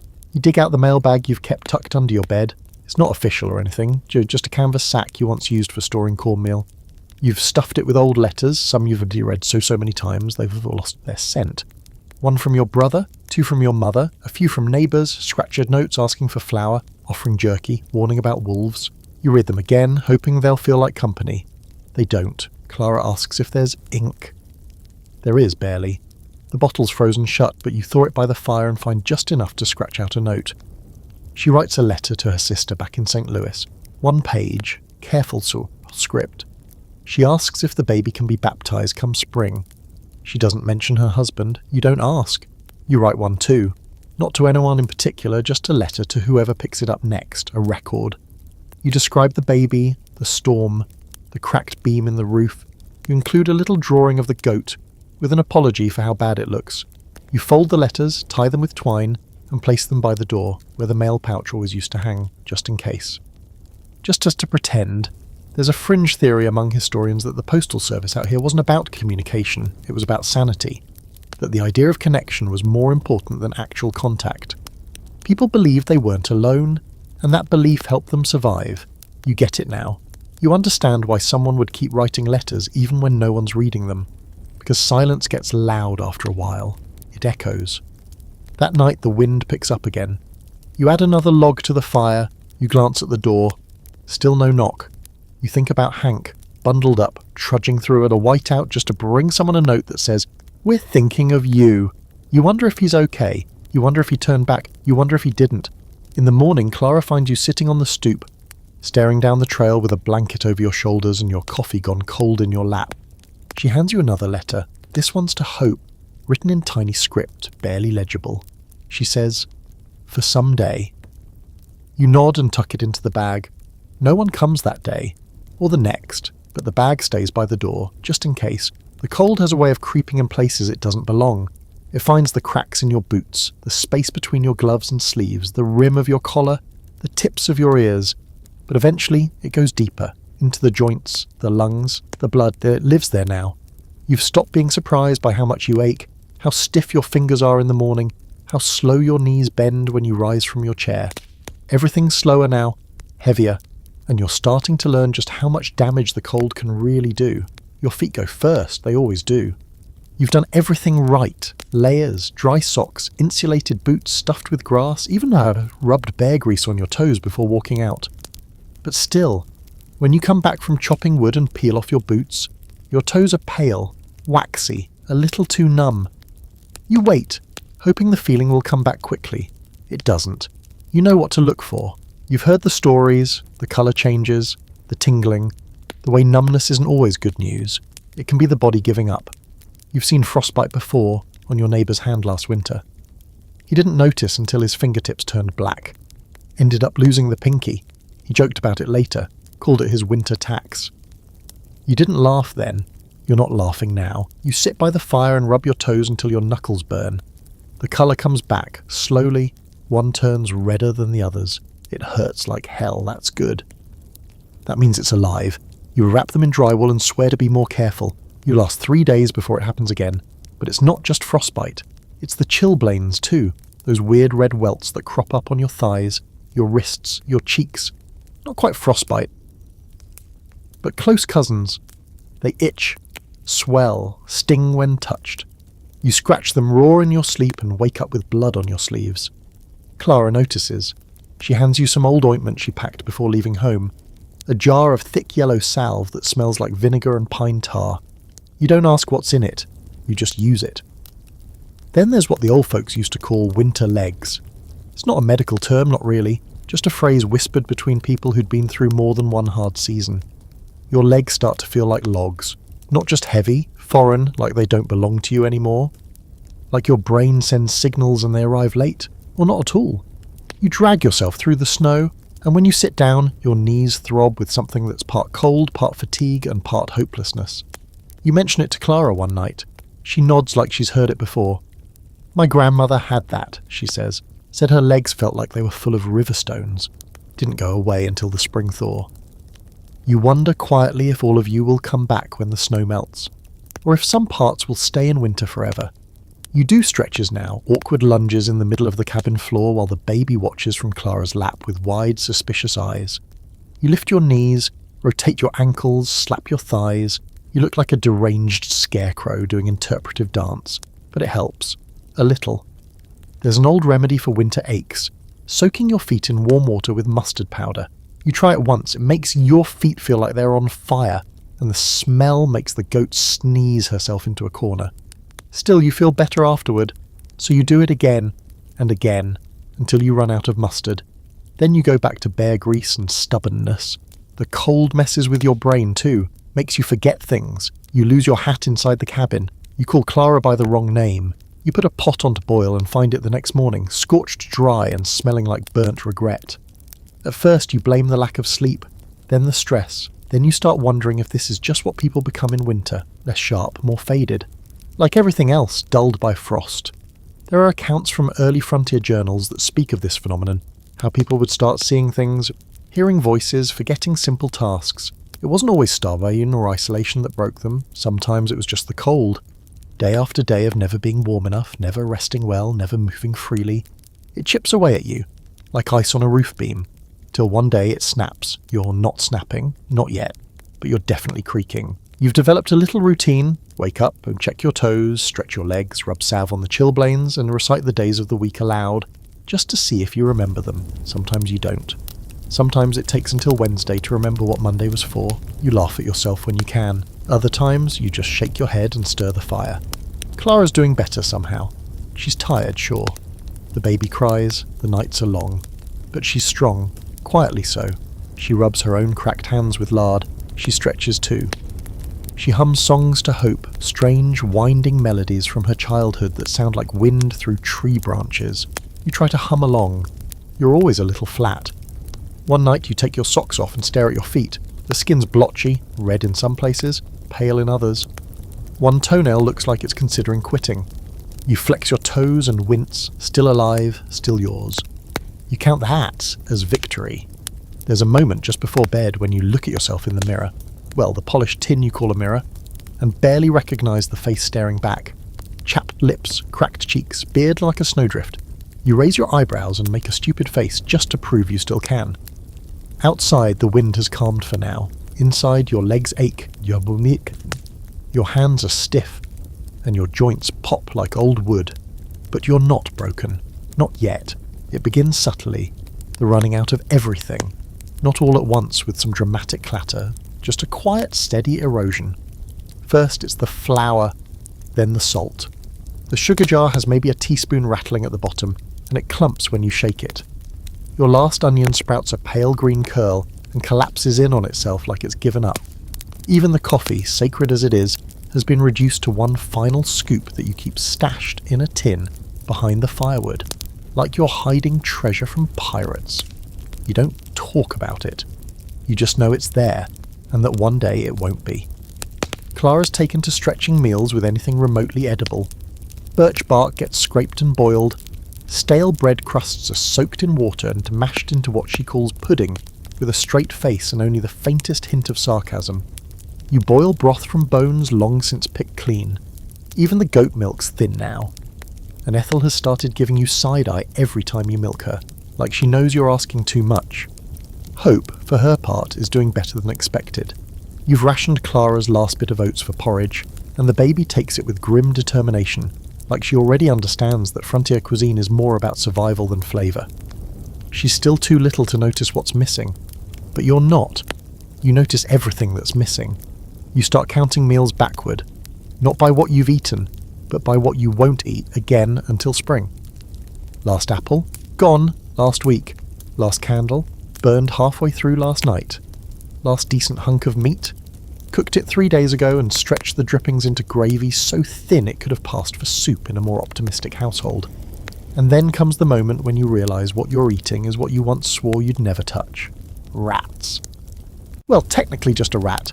One scrawny half-frozen thing that scurried into the trap near the pantry looking more confused than malicious. You hesitate. Of course you do. You stare at it for a long time. But you've been hungry before. Now you're starving, not in the dramatic, emaciated sense, not yet, but in the quiet, creeping way where your hands shake before dinner, and your thoughts keep drifting toward the sound of chewing, even if it's just the goat gnawing on a log. You skin the rat, boil it in snow water, and toss in a handful of wild thyme you dried back in the fall. You serve it like stew, you call it stew, you don't mention what it is. Clara eats in silence. She knows, there's no shame, not any more. The cold strips that away. Hunger burns it. You've heard of people eating their boot leather? Bark, lard straight from the jar. In the 1840s, one group of mountain settlers reportedly boiled their belts. You remember reading that and thinking it was myth. Now, you eye your belt like it owes you something. You make soup from the remaining pickling brine and a cracked potato. It tastes like salt water and desperation. Clara calls it frontier bisque with a crooked smile. You both laugh. Then you go to bed with your stomach still growling. Some mornings you wake up dizzy. Your hands tremble when you feed the fire. You can feel your muscles thinning, not disappearing but giving notice, like they're thinking of relocating. Your knees click louder. Your back feels hollow. You bend slower, like you're underwater. There's a scholarly debate, naturally, about what starvation looked like on the frontier. Some historians insist settlers were resourceful enough to avoid it. Others, drawing from letters and family journals, paint a grimmer picture: men chewing rawhide, women hiding the last crumbs from their children. One journal from 1871 described eating boiled cattail roots for a month, followed by 3 days of fasting. That man survived. Barely. You find a stash of dried beans behind a loose floorboard you'd forgotten about. It's like discovering gold. You don't shout, you don't cheer, you just sit there holding the bag, breathing like someone pulled you out of a frozen river. You cook half that night and hide the rest in a tin marked buttons. Later that week you melt snow to make broth, and there's a pine needle floating in your mug. You sip it anyway. It tastes like bark, but it's warm. That's the trade-off now. Everything tastes like something it shouldn't. But as long as it's hot, it counts as a win. You're not alone in this. Clara's face is leaner, her arms thinner. She doesn't complain. She doesn't need to. The way she eyes the baby's food before handing it over says everything. You catch her skipping meals, claiming she's just not hungry. You don't call her out, you just do the same thing the next day. You take inventory like it's a religious ritual. 3 eggs, a handful of jerky, 4 hard biscuits, half a cup of cracked corn. You don't write it down, you just count it again, then again, like maybe the numbers will change if you stare long enough. There are fringe survival guides that claim you can live on broth alone for weeks, that you can train the body to need less, that fasting builds clarity and endurance. You decide anyone who wrote that probably had a full pantry and a warm fire, or at least better luck. By the end of the week, even the goat looks hungrier. Ethel's milk is barely a trickle, and she noses the feed barrel like she's hoping something new appeared. You start tossing her bits of dried leaves and last summer's bark. She doesn't look thrilled, but she eats. Like the rest of you, she's adjusted her standards. That night, you eat the last egg. You boil it gently, split it with Clara, and pretend it's enough. It's not, but it's the act that matters. You both eat, you both thank each other, and you both sleep a little lighter knowing you shared the last good thing. And then, you wait, because that's all you can do now. Wait for a thaw, a sound, a knock on the door, a shape on the horizon carrying a sack of hope. Until then, you chew slow and breathe slower. And pray spring isn't late this year. The first sound you hear is a crack, sharp and wet, like a bone snapping underfoot. At first you think it's just the fire, or maybe Ethel bumping something over in the barn again. But then you hear it again. Not inside, outside, something huge splitting open, the kind of sound that tells you winter's finally started to lose its grip. You step out onto the porch, breath caught in your chest, and there it is, the first drip. It's subtle, pathetic even. A single inconsistent drip of meltwater falling from the eaves of your cabin. But to you, it might as well be a choir of angels singing hallelujah in thermal underwear. You watch it hit the snowbank below with a little puff of steam and a sad hiss. 1 drop becomes 2, then a slow, almost steady trickle. The sun, weak and milky through the clouds, is just warm enough to start doing its work. And just like that, the thaw has begun. Of course, the thaw is not the relief people like to think it is. It's not a clean, cinematic melting into green fields and chirping birds. No. Out here, spring arrives like a drunk guest at a funeral, loud, messy, disruptive, and several weeks too early. The snow doesn't just melt, it gives up, in waves. Heavy slabs fall from the roof and hit the ground with a force that shakes the floorboards. Icicles drop like spears. The path from the cabin to the barn turns into a sludge trap that eats your boots and threatens to keep them. The air smells different now. Earthy. Sour, like wet rot and thawed-out secrets. You step around the corner of the cabin and spot what looks like the half-frozen remains of last summer's latrine pile, now seeping out of the snow with all the charm of an exhumed scandal. Right. Everything buried is coming back. The chickens are thrilled, by the way. They strut around like royalty, pecking at fresh patches of uncovered ground and chasing worms with the kind of joy you wish you could bottle. Ethel is less enthused. Her hooves keep getting stuck in the mud, and she gives you a look that says, "You brought me into this world, now fix it." Clara stays inside for the most part. The baby's fussy with the temperature shifts, hot 1 hour, cold the next. The sound of the roof cracking unsettles her, but she's healing. Her colour's better, her voice stronger. She jokes again. You notice her starting to hum more, lullabies half finished, melodies with no end, drifting through the cabin like smoke. Then the flood comes. It starts slowly. The snow on the higher ridge melts first. You can see the dark lines forming like veins down the mountainside. Then one morning you step outside and hear rushing water where silence used to be, the stream near your root cellar. Once a polite trickle is now a raging brown torrent full of ice chunks and tree limbs. By afternoon it's over the banks. That root cellar you worked so hard to insulate, gone. Well, not gone, but soaked.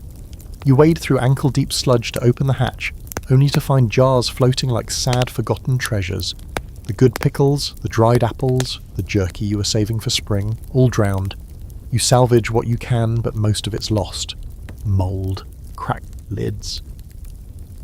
Everything smells faintly of defeat and vinegar. Then there's the cabin itself. The front corner starts to sink. Not fast, just a slow tilt that makes your stew pan slide off the table one night. You crawl under the house to check the supports and find one post completely rotted through from where runoff pooled. You wedge in a rock and some boards and pray. You don't have enough wood or energy for proper repairs yet.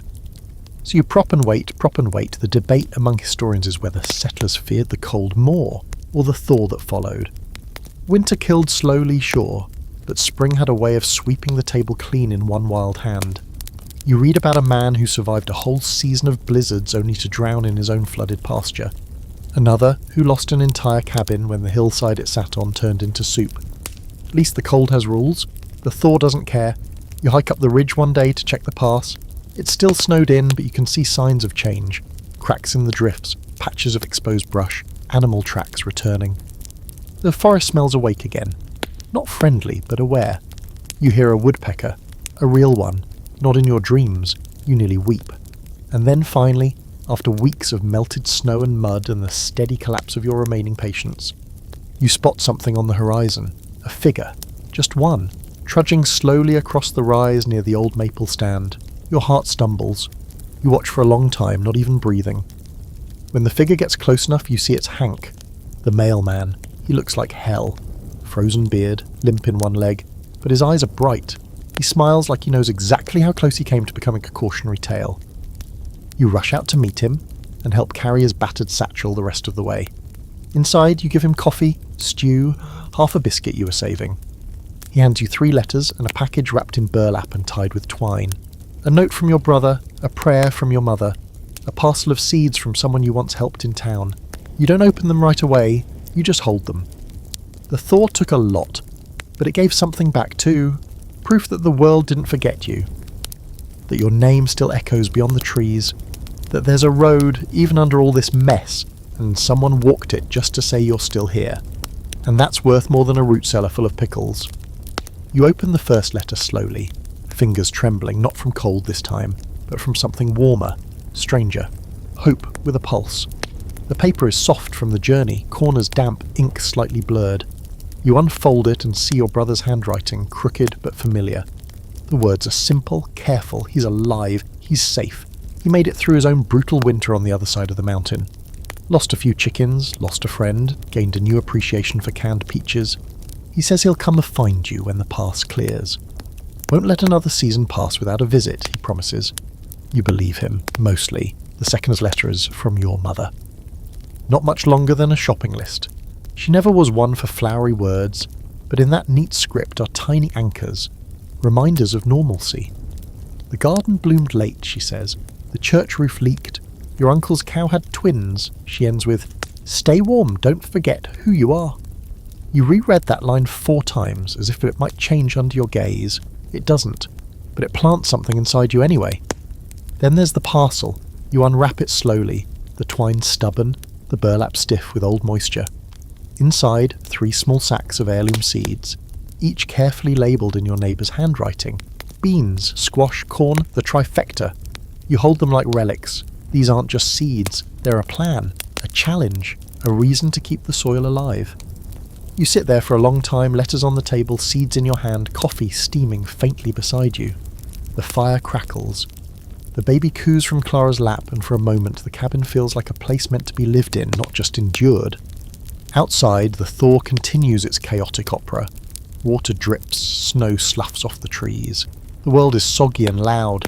Patches of mud swallow your boots when you try to check the fence line, which looks like it was hit by a drunken moose. You make a mental note to fix it, then immediately forget the note because your boot is now stuck and you're half sinking like a confused scarecrow in a peat bog. But the green is coming. Not yet, but soon. You start clearing the garden patch, such as it is, just a rough rectangle of earth beneath the hill, once tilled, now more swamp than soil. You dig with your boots first, then with a rusted spade you unearth from behind the barn. Every inch of mud clings like it has abandonment issues, but you keep going, because these seeds need something to believe in, and maybe so do you. Clara watches from the porch wrapped in a blanket, baby pressed against her chest.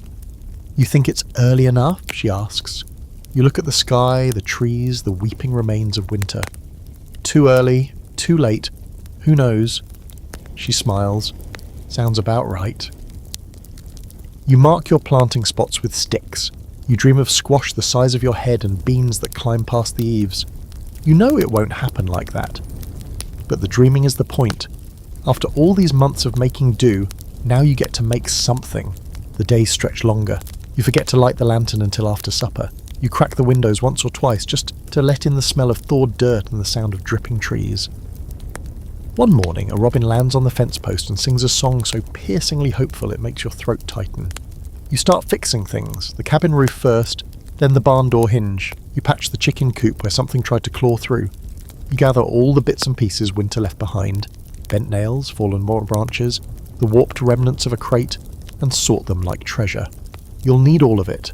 There's always something to mend. Even the root cellar gets a second chance. You haul out the drowned jars, dump the ruined food, scrub the stone walls with vinegar and hot water. You lay new planks, line the shelves. Clara helps when she can, baby strapped to her back, sleeves rolled to the elbow, looking more like a pioneer than anyone you've ever met. The thaw reveals more than damage. It shows the signs of life you forgot were there.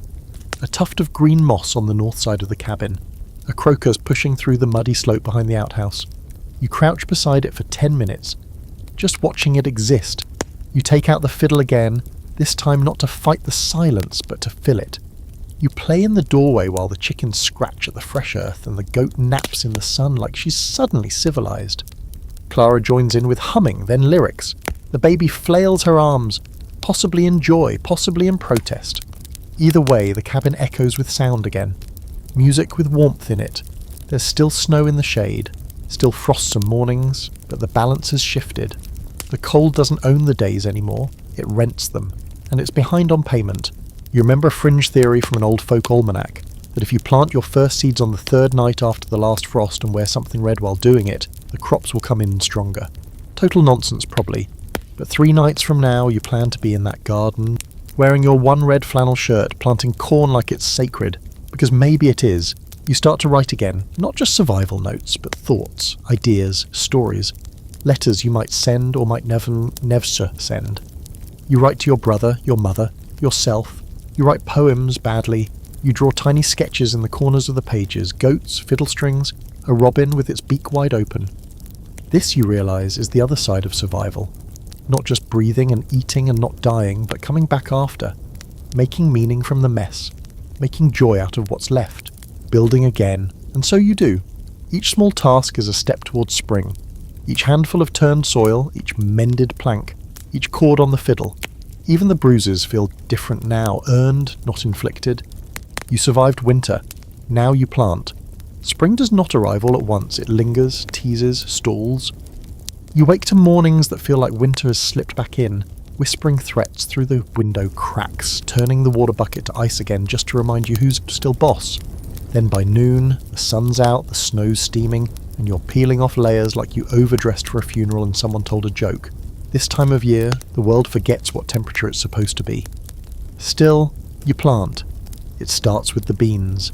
You press each seed into the dirt like you're making a deal. Clara watches from the porch, the baby on her lap, swaddled in a blanket so big she looks like a puff pastry. You talk to the soil while you work, muttering of encouragement, warnings, and possibly mild threats. Grow, or else, you say. Please, you add. Just in case the dirt listens better when you're polite. Next, the corn. You space them out carefully, remembering everything you ever read or thought you read about how close they should be. You wear your red flannel shirt like the almanac told you, and you don't care if it's superstition. You've survived on stranger beliefs. You've held on to hope when it looked like a frozen rat in a stew pot. The squash go in last. seeds spaced in soft mounds at the edge of the clearing where they'll have room to sprawl like lazy royalty. You picture their vines growing long and wild, curling around fence posts and creeping toward the chicken coop like green invaders. You hope they make it that far. You hope you make it that far. Spring is fragile. More fragile than winter in a way. Winter is honest, cold, brutal, unforgiving. Spring is all promises. Little green shoots you fall in love with and then lose to one late frost. You check the sky more often now, paranoid and hopeful. You carry extra blankets out at night to lay over the garden beds like a nervous parent tucking in a child. Your hands are stained with dirt. Your knees are bruised from kneeling. Your back aches from bending. You love every minute of it. The baby's first laugh comes one warm afternoon when Clara's hanging laundry, and you're hammering a new fence post in with a chunk of driftwood. Hope watches you wobble off balance and nearly fall into the chicken trough, and something about your complete lack of grace sends her into hysterics. A bubbling, gurgling laugh that fills the entire yard with something that's been missing all season. Joy without conditions. Clara smiles, but her eyes go glassy. Like the sound broke open something inside her that had been holding together with string. She scoops Hope up and holds her close, whispering something you can't hear. You don't ask. Some things aren't meant to be shared out loud. You build a clothesline, dig a better drainage ditch, and finally repair the loose shutter that clattered all winter like an anxious ghost. There's still snow on the far ridge, still patches of ice in the shaded corners of the woodshed. But the grass is coming in. The creek is running clear, and you've started to believe, just a little, that the worst really is behind you. Hank returns, this time with another parcel, more seeds, and a letter from someone you haven't heard from in years. An old friend. The letter is short but full of news. Their barn burned, but no one was hurt. They're planting again. They ask if you're still up in the hills. You smile. You think about replying. You will, eventually. There's a scholarly debate, of course there is, about what the end of winter truly meant for frontier settlers. Was it the first thaw? The first harvest? The first moment they could stop rationing the food and start dreaming again? The answer, like most things out here, is complicated. For you, the end of winter wasn't a date or a moment. It was a slow unraveling, a return to something softer, a day when you looked at your hands and they weren't shaking from cold, a night when you heard the owl hoot and didn't flinch because it wasn't the wind. Clara starts taking walks again, short ones at first. You watch her from the ridge as she moves slowly through the budding trees with the baby strapped to her chest, humming those strange lullabies like they're spells. She gathers wild ramps, spots the first dandelion, comes back smelling like sunlight and wet bark. You start leaving the door open during the day. Just a crack, enough for the breeze to come in, enough to air out the lingering scent of smoke and boiled onions. Inside the cabin, you move things around. Rearrange the chairs, sweep out the last of the ash, pull up the rug and beat it over the porch rail until it stops coughing dust. You hang the fiddle back on the wall. It's out of tune. You leave it that way. One evening, Clara hands you a tiny bundle. Your turn, she says. Inside, wrapped in scrap cloth, is a new shirt. Handmade, crooked stitching, sleeves a little long. You run your fingers over the seams, unable to speak. You don't know how she found the fabric. You don't ask. You just put it on. It fits. Clara looks at you for a long time, then says, "We made it." You nod. You did. Not just through the cold, but through everything it tried to take. Through hunger and silence, through frostbite and cracked beams, through boiled roots and worse. You kept the fire lit. You made music when there was no sound. You built when everything else was breaking. And now, there's this. A garden, a baby, a letter from someone who remembers your name, a shirt stitched by someone who saw all of you, tired, muddy, broken, and chose to make you something new. This is spring, not green and gold and sunshine, but repair, rebuilding, and maybe, just maybe, rest.